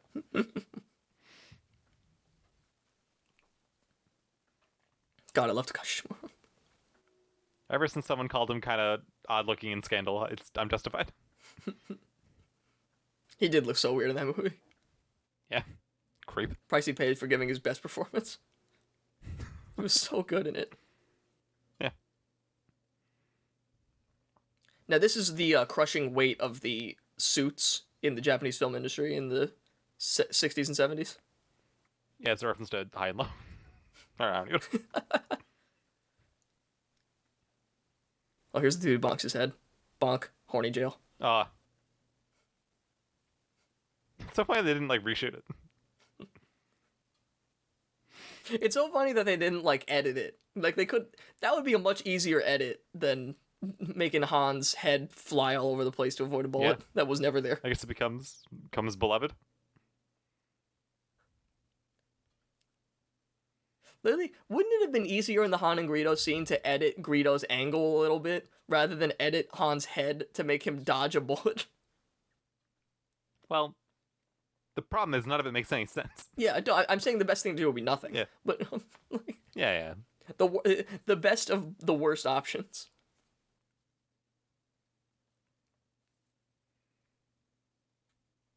Doesn't say THX 1138 somewhere on their uniforms. It was Cell Block 1138 that Leia was in. Ah. And there's a lot of another other one like that. There's a lot of other times that THX 1138 pops up in some form. It's on the back of one of the battle droids at the end of episode 1. It's like it gets like kind of a close up.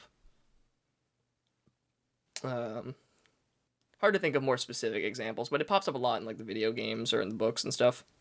Yeah.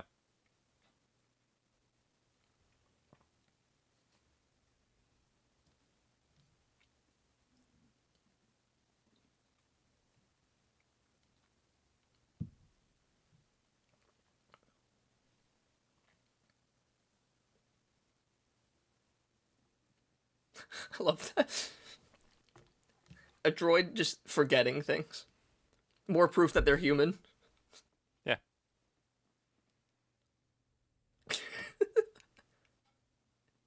Great performance by Hamill. No, it's a great performance by Anthony Daniels, where he just the way that his head just like turns slightly when he's told to shut up. He's like, oh. He is the king. I love C-3PO. Oh yeah, no, amazing. This is also such a funny joke.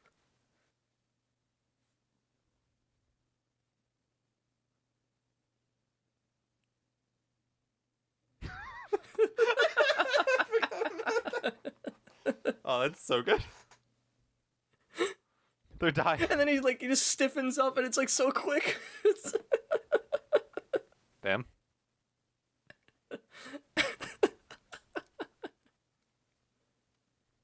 Oh my god, it's so good.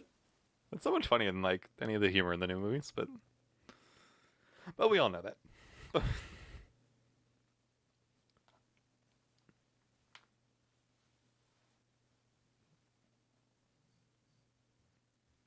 Always love this shot. Again, no guardrails. Black narcissist.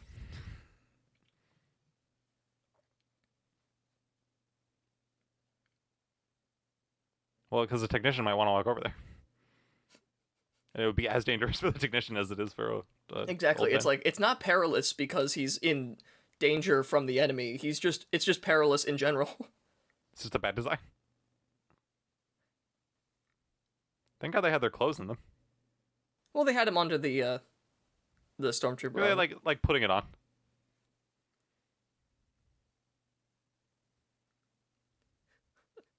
Wouldn't Chewie be like wet and covered in garbage juice? I love how scared Chewbacca is. He's 200 years old. He's older than He's all so of them strong. combined, like, twice. Brutal. No reward is worth being Being- a little annoyed. Being talked to. Yeah, being put out. Having a woman speak to me. Being put up on my future wife. Who I will have either 1 or 3 children with, depending on the continuity. Thank God Obi-Wan knows how to operate this machinery. I know.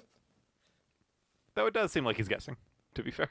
He's just like, if anything is making things go down. You could kill him with the Force. I like that. He just makes like a sound with the Force and walks away. It's not the Jedi way to just senselessly kill.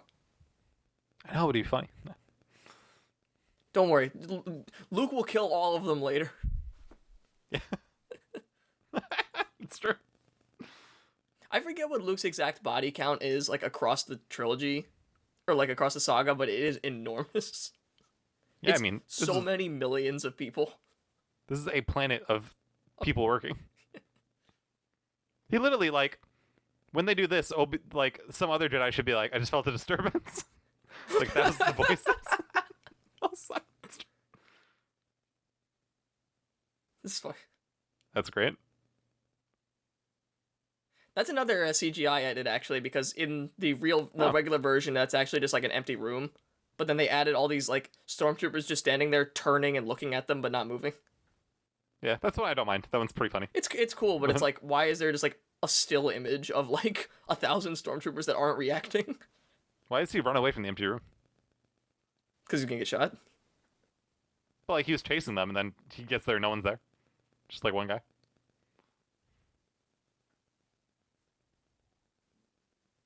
Use your space grappling hook. Oh, like, they never set up this grappling hook. It's so weird. Yeah. It's so weird that it happens. Like, Doesn't he, like, find it on... That's like a stormtrooper utility belt. Maybe. is it? Oh my! I don't know. I don't think so. It's just like a cheesy old Hollywood thing. Oh no, it is. I think you're right.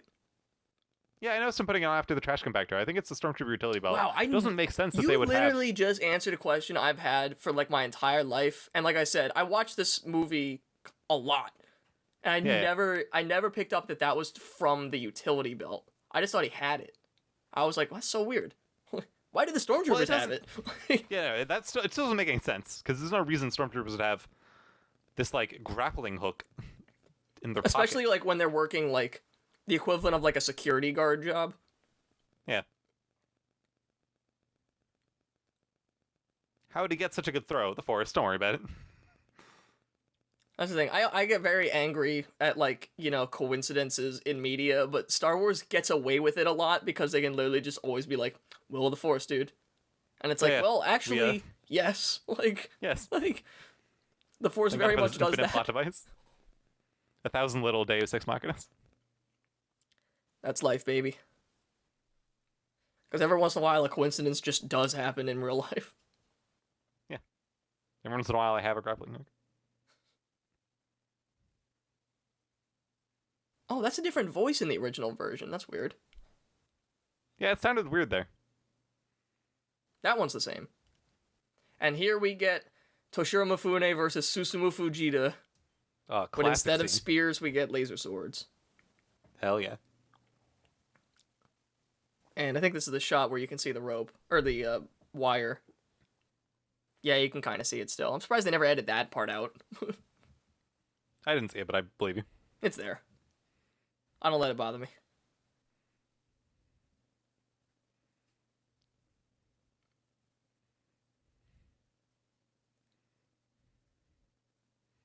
This fighting is a reference to the fighting in Rashomon. Yeah, this is a reference to the awful fighting in Rashomon.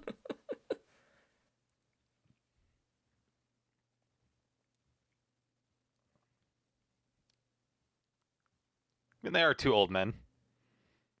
David Prowse wasn't old at this point, though. Like, not that Yeah, old. like, He was older, but it wasn't like, It's like old. he's like 50, but also like in a decaying body. Yeah, you need a big I dude guess to be able to wear that suit under all like the hot lights and stuff.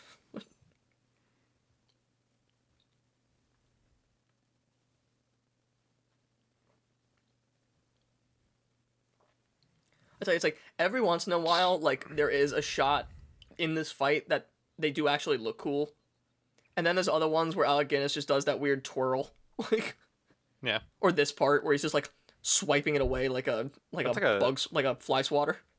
That's a fencing technique that you learn, but I don't think it was on purpose.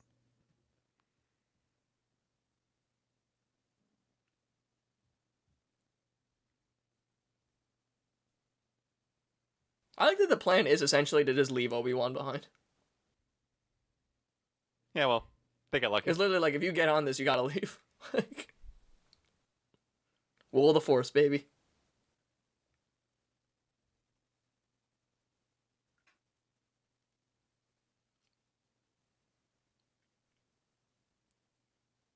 I wish I had an R2. Well, yeah. It'd be so cool. And here it is. 19 years later, finally seeing Anakin's children together. Now he can die. See ya.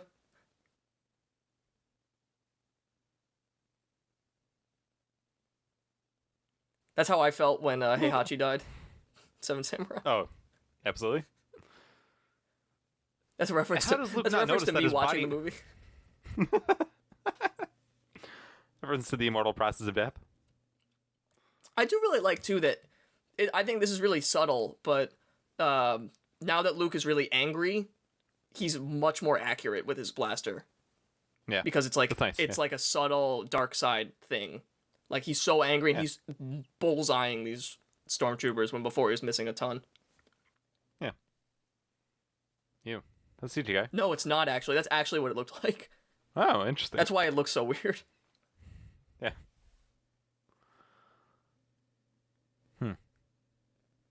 But yeah, that's one of the ones you would think they would change. But they don't. Nope. That's the thing. They change the ones that are fine and then they leave the ones that aren't. Like, It's the Lucas touch. it's so weird that, like... It's so weird, first of all, that they would do it to begin with, like, to change the movie. But it's even weirder all. to, like, not do it all the way. Like, to only change some of the starship shots and not others. Look, you know what they say about Lucas, full of good ideas. Not always the best execution.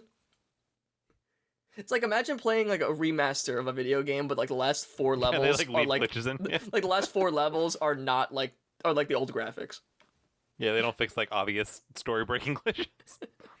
But they fix like No, menu. I think stuff. whenever they re-release a game, if there's, like, a glitch that, like, people know about that's, like, good, then they just leave it.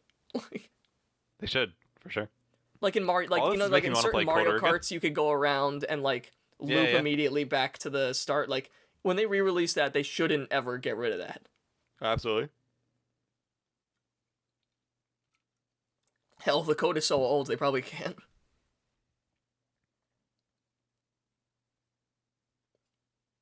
See, this is making me want to play the coder thing where you shoot the enemies, even though it sucks. This makes me want to play Star Wars Squadrons, which I love. It's so good. Hell yeah. Such a good, like, such good flight mechanics. No, Space fighting does look great. none of any lasers that were shot there were anywhere near any target. I love I it. mean, it's pretty tough in the infinite vastness of space to not miss. It's a pretty big ship. At least on like the ground, you have like a horizon line.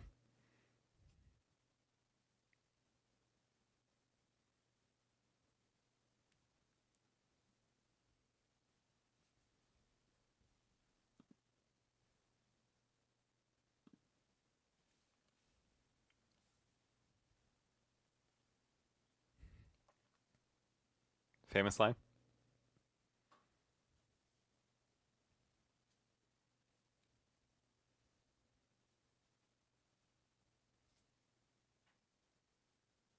This is a reference to arcade games. I would love to see This is the Star Wars Kurosawa, arcade like, games. I would have loved to see Kurosawa play like Centipede. Oh yeah, or Time Crisis 2. God, I love Time Crisis. Time Crisis is so good. The TIE fighter that has the biggest explosion in the movie. Yeah, that's like what Alderaan looked like. Yeah.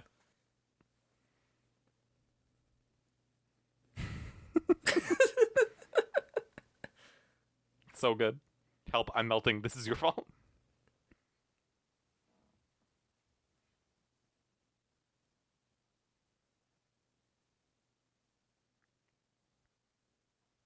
Peter Cushing is like 6 feet tall, right? David Prowse is a tall dude. He's a big man. Jesus, though. Look at those flight gloves. King.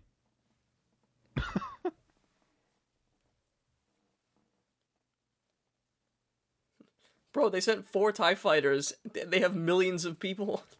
We nearly died. But no. We could barely handle 4. Yeah, right? Imagine if they actually tried.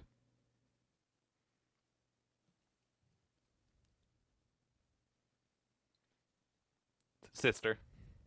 I love the way he says that. It's like he's in a Western for that one line. It is for me, sister. Kinda, yeah. It's kinda like he's gay, too. Harrison Ford does a lot of weird deliveries. I love how, like, many buttons he leaves undone. Yeah, right? In the deepest V-neck. Deepest V-neck and, like, such a smooth chest. Looks good as hell. What do you think of my hot sister? I like that he's asking that when he's literally mourning Ben's death. Like, Yeah, right? like 2 seconds ago. Not like, oh, do you miss that guy who started all this? Or I am so excited for the Obi-Wan Disney Plus series, bringing Ewan McGregor back, because I think we're probably going to see young Luke. Like, I'll be very happy to finally see, like, their actual relationship. Yeah, because they know each other. Understand how they know each other. Like, because it's very unclear. Yeah, that's cool. He's just like a crazy old guy who lives nearby. It's kind of like, Doc and Marty in Back to the Future. It's like, why is this kid friends with this old man? That just used to happen. Yeah. Can't That's do reference to Police Radar gun? Can't do it. Like, it's just times are changing. Yeah. Huh. Life continues to get worse, and we can't have old friends. I like how the stone temples look like Central American. Yeah, they're kind of like Aztec temples. The Masasi temples of Yavin 4. In one of those temples, there's a big Sith Lord buried there that Luke and his students are going to uncover, and one of them's going to get possessed. Oops. Yeah, I'm sure that won't cause any problems. Yeah, it did. Yavin is a reference to my 10th grade theater teacher who had that name. You had a teacher named Yavin? I think so. Or Think so. it was very similar. Might have been Lavin.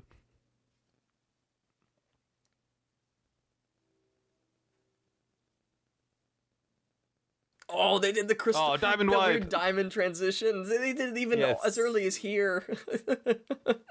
That's why they do it in the new one, I guess. I love that 1 second of nature footage to fade into There's lots of little cuts like that. Just Ozu's pillow shots, but totally non-functional because they're half a second long and you can barely process what you're seeing. No, that's just some Song of the Horse stuff, It's just, Yeah. It's the gate shot.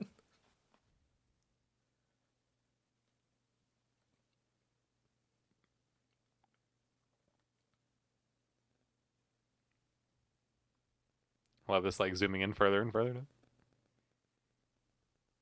Leia. Princess Leia.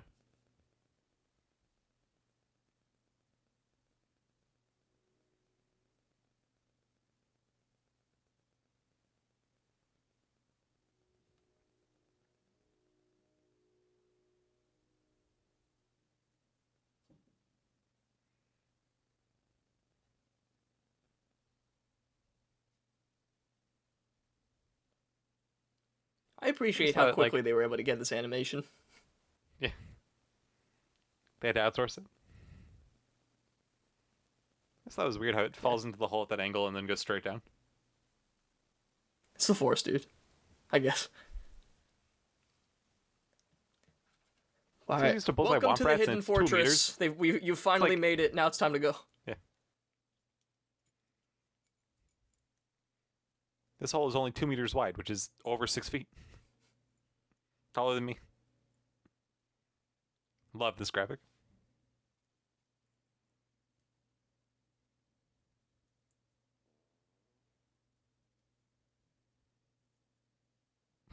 He's like, if you Christian say says so, nothing. boss. Yes, sir.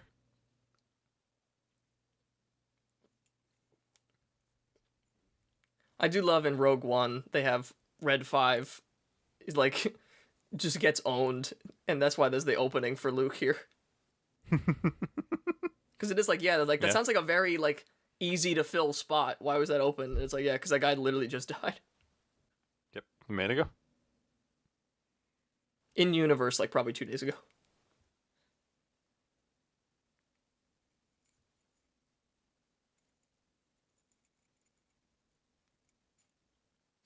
So I always wondered why, like, Han got his reward, and yet he still has, like, the death mark on him in the other 2 movies.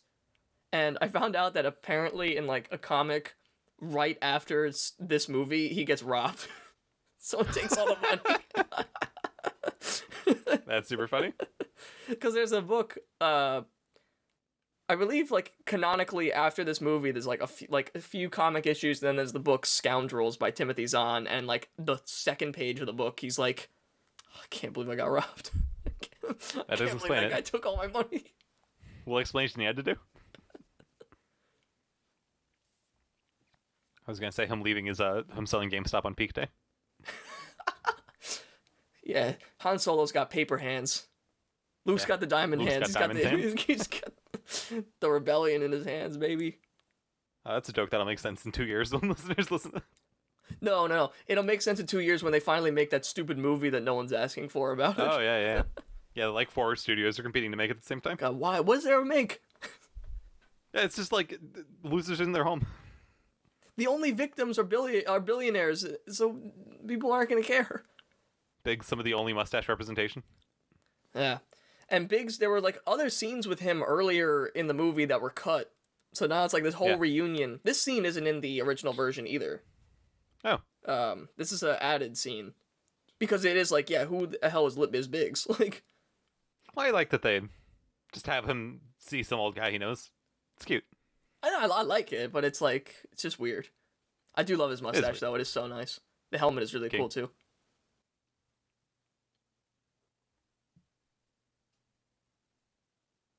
Hello, Jordan. I've been through a lot together. He was a friend of my dad's. I've had him for 2 days. He's my slave. This little slave and I have been through a lot together. That's what Rokuroba says at the end of it. Yeah, when they hand them that one gold piece. Like, these two this is slaves for, and us all have we've been been through a through? lot together. Thanks, peasants. They tried to sell us out like 4 times and kept messing it up.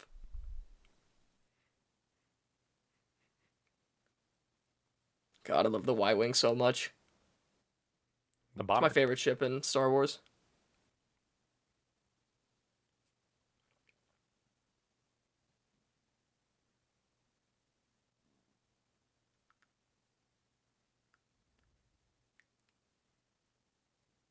This is a reference to most of Kurosawa's movies being super long.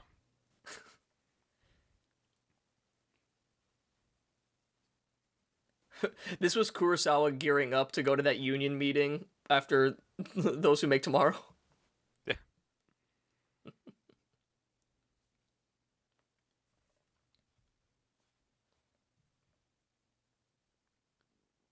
This guy's doing really stupid. I was going to say, can't believe Star Wars predicted airplanes. This is 1977. I know. If Chris Pine and Wonder Woman can be shocked by subways, despite living in the 1910s and subways were invented in the 1860s, I can say that.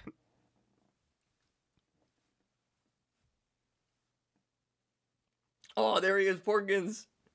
King. Thick king of Star Wars.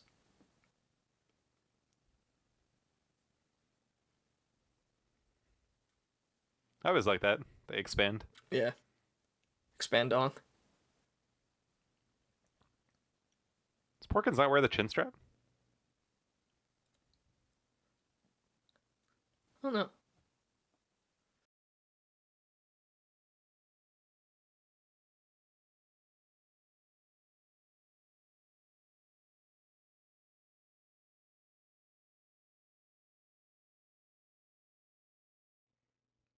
You have to be synced extremely well to know what we're saying for half. I really wish, like, I know we were saying, like, you know, Kurosawa never made, like, a kaiju movie or something. Like, he never really delved into sci-fi. I really would have been interested to see Kurosawa do something in space. Yeah, it would be really cool, but it's so difficult. I don't know what he would have done. Like, but this, I mean, a space western. Like, there were a lot of space movies made at Toho. Like, yeah, before and after Godzilla. Like, especially Ichiro Honda did a lot of them. It's like, I just wonder, like, if we're like, okay, we're going to put Toshiro Mifune on the moon. That much is a given. What else are we going to do? That's the movie all on its own. I mean, I guess it would be like an illusion versus reality thing of, like, here's what you think going to space is like, and then it's actually, here's the reality, and it's terrible. It sucks. Yeah.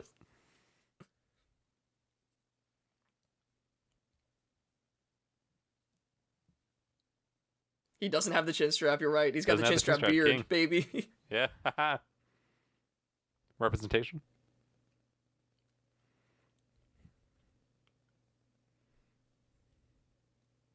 Pour one out. Rip to a real one.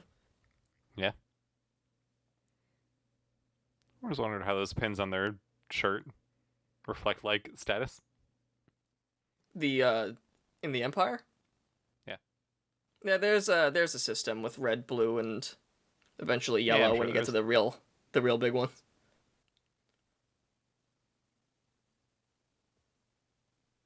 I love how that guy emerges from shadow. Yeah. So dramatic. This is fun. Just cute little stuff they wouldn't do anymore. I love how everyone in the 70s looked. I know, that's so cool. That's another thing that's really fun about Rogue One is, like, seeing them recreate 70s style, like, amongst a lot of the people. Because every time they cut to a pilot, it's like, oh, that guy is literally plucked straight out of the 70s. Yeah. They got another guy who's got, like, the exact same mustache. It's good. I miss that era. Yeah, take me back. So why does he have advanced TIE Fighter? He has TIE Fighter advanced wings in the holographic, but not in real life? I'm not sure. That was some guy who was trying to kill Darth Vader. The Force. But yeah, the Force.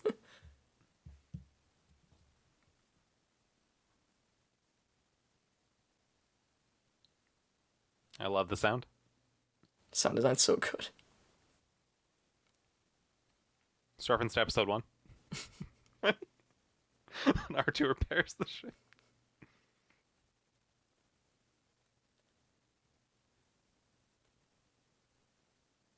Every time Wedge, the real hero of the rebellion, honestly. Wedge is so cool. He does so much. Every time that TIE Fighter shoots, he probably, like, kills a stormtrooper in the base. Every 60 seconds in Africa, a minute passes.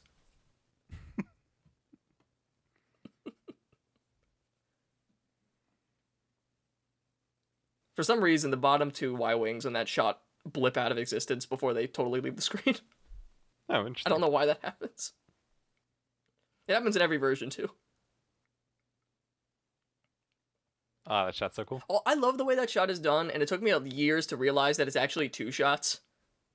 Oh, interesting. The first one is them... They'll do it again later, so keep your eyes peeled, but the first one is them zooming in on the trench, and then there's a flash of white from a turret, and then all of a sudden the camera's flying into it. And that's how they do it. So it's like they cut in between 2 of them. It's really strange, but it's really effective. Looks cool though, yeah. It's gonna make a joke that Y-Wings are a reference to Dursa Uzala's cane. That's a little too much. Well, it's in the edit anyway.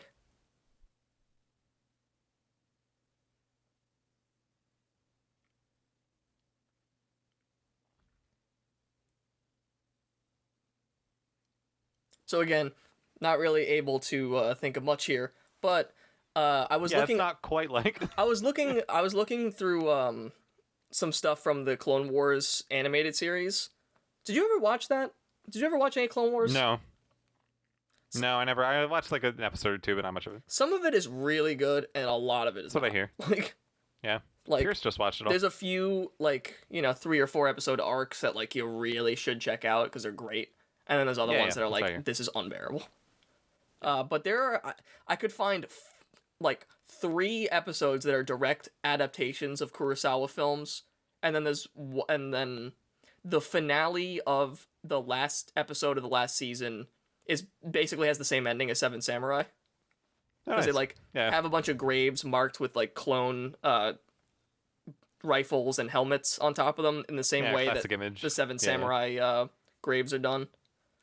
That's cool. But for any Clone Wars fans out there, Season 2, Episode 11, Lightsaber Lost, is the Clone Wars adaptation of Stray Dog, where Ahsoka loses her...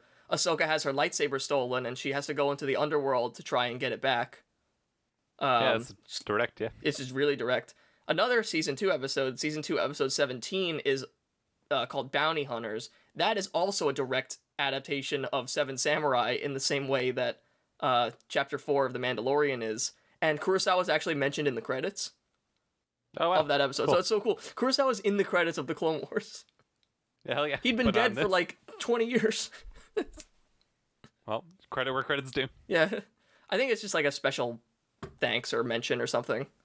Yeah, I mean, considering how much the whole universe is in debt to him. And then Season 4, Episode 4 is called Shadow Warrior, which is a adaptation of Kagemusha, which we'll be talking about next week. Yeah, I don't know anything about that yet. But... Yeah, well, I'll tell you this. That episode, the main character is Jar Jar. And there's another connection because George Lucas is the executive producer of Kagemusha. Oh, yeah. One of them. With Francis Ford Coppola. Hell yeah. King. That was wild. Another king. So excited to talk about that. Yeah, me too. This is kind of like a cavalry fight. A little bit. In what? No, just in general. Just in general. Fighting on horseback. Respect. Speaking of big fights, the Gungan Army at the end of episode 1, when they're going through all the fog and everything, it's like going through the fog and throwing of blood with the horses. Really stretching. It's kind of just fog in both movies. I saw what you were going. I knew you were going to say Throne of Blood before you said. Throne of Blood and episode 1 don't have a whole lot in common. Yeah, any good movie is a reference to Throne of Blood. Any movie that has fog is basically just Throne of Blood. Yeah. See, like, so zoom, flash, now we're in. That's very subtle. And you can see, cool. Like, there's a little bit of a difference in the texture. So I think one of them is, like, a still image, and then the other one is actually, like, a moving shot. Yeah, okay. It's hard to tell exactly, but it's really cool. Yeah. But it was just, like, once I started, like, you know, going to school and everything and, like, understanding more of this stuff, I started, like, looking at that, at those frames individually and being like, what's up with this? Yeah. And this is all original, right? All this stuff we're seeing? I think so. I don't think anything in this part until the Millennium Falcon shows up is different. A lot of the stuff we just saw before was different, but some of it wasn't. It's kind of like half and half, like it's split.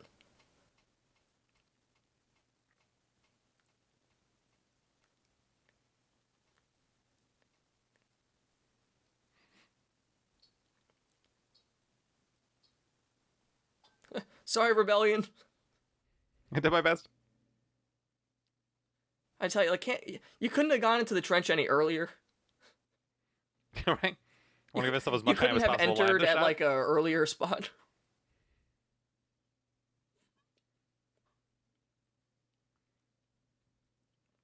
I love any Star Wars video game that has a Death Star trench level. Yeah, they make it like so tense. Yeah, it's like meant for it. Because you gotta go like at full speed. You cannot like slow down, otherwise I would consider that a loss. Yeah, it's like, you know, designed that way.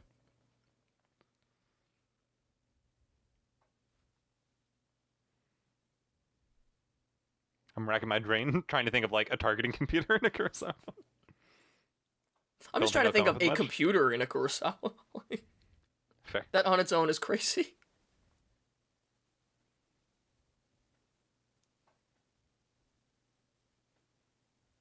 You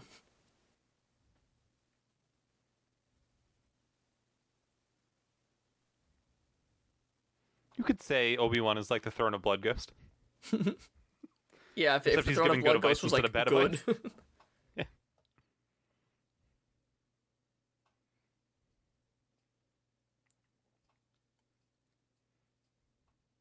No!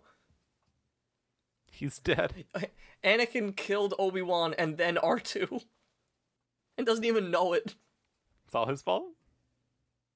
I love this drum roll here. It's so good.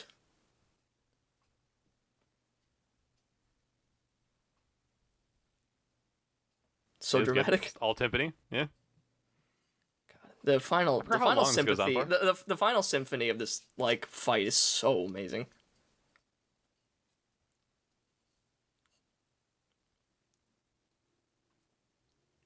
Why do those shots miss? Because it's the Empire. He locks on and presumably shoots, and that doesn't count. Doesn't count. They intend to do a sequel when they made this? Not initially. They had ideas, but because I mean, it is interesting that they don't kill Darth Vader. You know, they set him up to be the real bad guy, and then.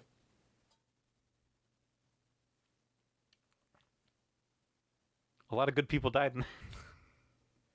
Oh my god, this is going to be devastating to the economy. It's bad to punch Nazis and blow up stormtroopers. Just kidding.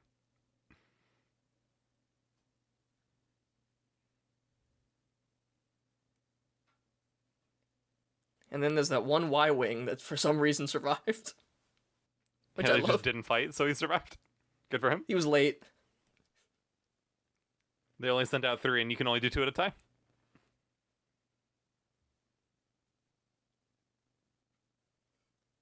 Ah, this is so cute. I love how I just slapped him in the face. Yeah, that's Dersu and Arsnia reuniting for the second journey.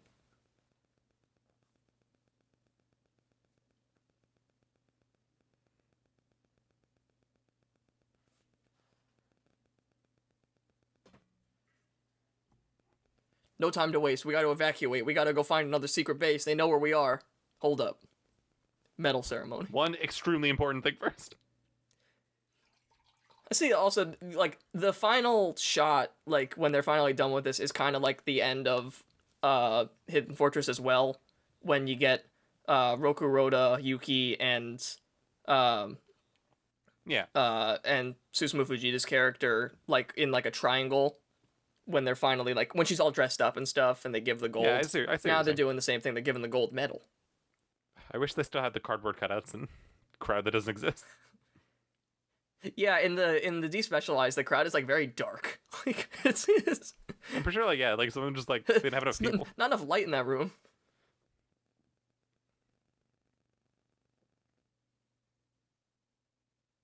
It is funny how much the music is propelling the scene. Yeah, the edit on YouTube where there's no music is so good. Incredible. It's so funny. Every time Chewbacca opens his mouth, he just screams.